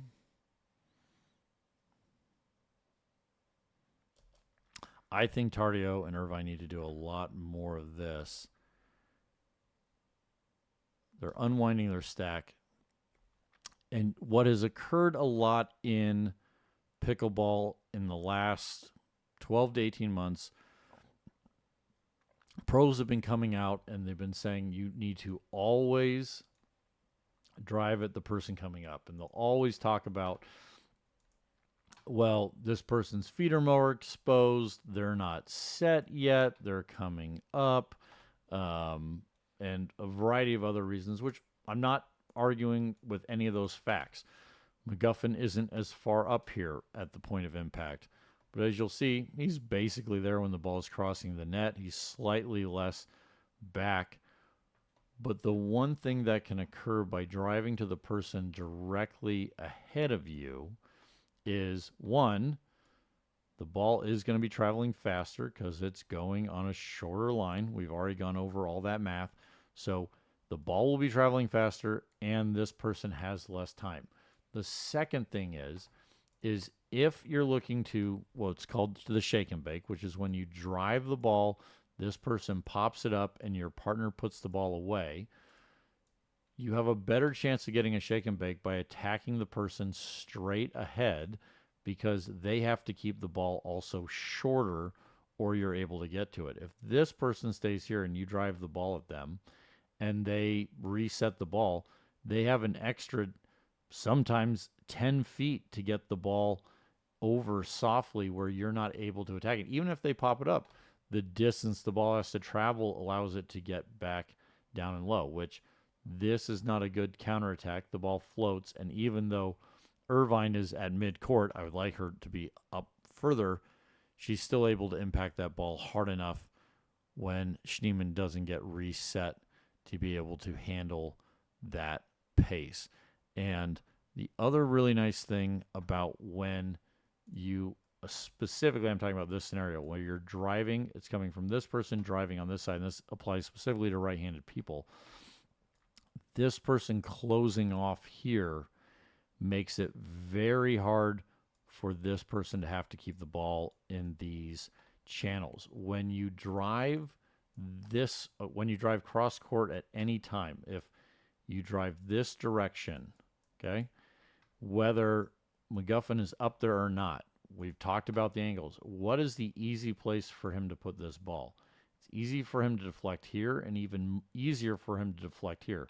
Both of those very hard for this person to deal with because the balls, they're picking the ball up on their eyesight later. And so you want to think about those angles when driving the ball for your partner. So let's walk through this scenario. We're just going to reverse it. If a lot of people hit a serve from right here, they hit the serve, the person returns it. We even have a video about this. Returns the ball here. It lands essentially in this box and bounces high. That is like the green light zone of drive this ball. Okay, it's your forehand. It hit exactly where it wants. You have the max amount of court. I'm going to erase this. If the ball lands in this box right here, you have from this point all the way to this line. You've got this all the way to this line where you're hitting the ball hard, okay? And your partner is able to close off on it. And so the question becomes where to hit this ball. The number one mistake I see most of the time is the person's always returning essentially to this person or trying to kind of cut it between them. And this person coming up gets to just deflect the ball this way. Your partner is closing off here. He's making the court smaller, and the ball just went behind him because you're choosing this angle of going cross court. Now let's say, well, my partner shouldn't go there. Okay. Your partner knows you're going to go cross court. Let's say you guys have talked about it, and he goes this way and lines himself off here. You're here hitting the ball, driving it. Your partner has now gone to protect the most common place that the ball is going to go. You have a huge, I'm going to use this other marker. So we have a fourth color. You have this huge gap between both of you. Look at, you're way up. One of your partners is up here and you're hitting the ball over here. This is not a winning strategy. All this being wide open. And so that's one of the reasons why we highly disagree with that. I agree that if the opponent, you're playing like 3-0, 3-5, the person is 75 years old plus and is barely getting up here and they're staying way back, yeah, hit the ball, drive the ball over to them, hit them at their feet. What we're talking about is higher level play, specifically in this class. And when you get a ball in this box and you're driving it, you want to hit it here and this direction to allow this person to close off, because when you hit it here and this side, the person already standing up here in this level of the court, just going to draw, this is going to be McGuffin up here.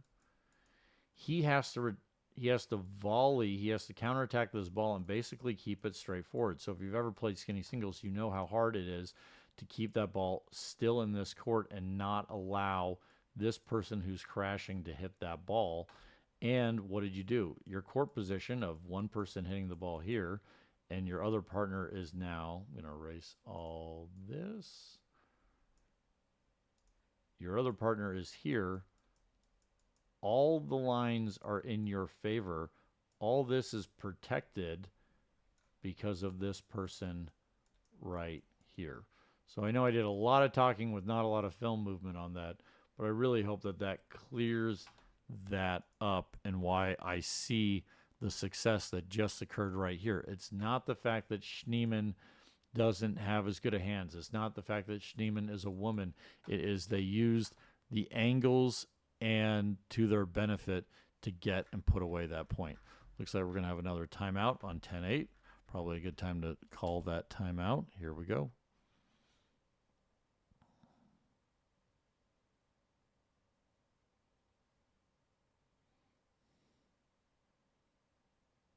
Oh, they put it away and win the first one. Nice job. Let's back up this last point and dive into it. Okay, first off, nice deep serve.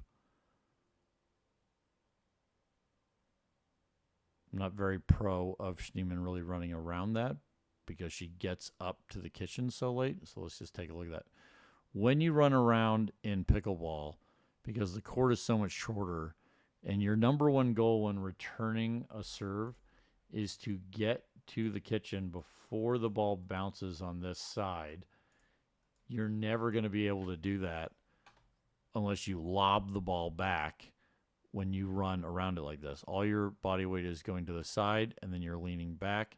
And she goes 1, 2, 3, 4, and there's the ball bouncing. So if Tardio had driven this ball, which he doesn't, but if he had, look how far back and not ready Schneemann is. Basically, she is 100% depending upon her partner to make himself very big to try and slow down and avoid this drive.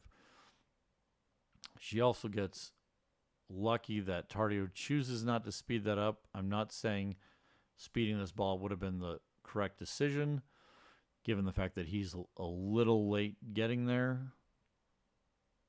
because he had to go so far.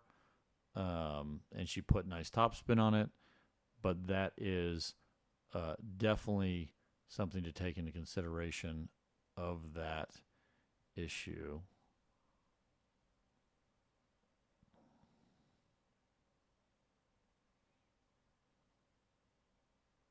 And there is, so we've watched Schneemann hit plenty of these dinks. She gets her feet set. She's taking the risk, trying to push Irvine back.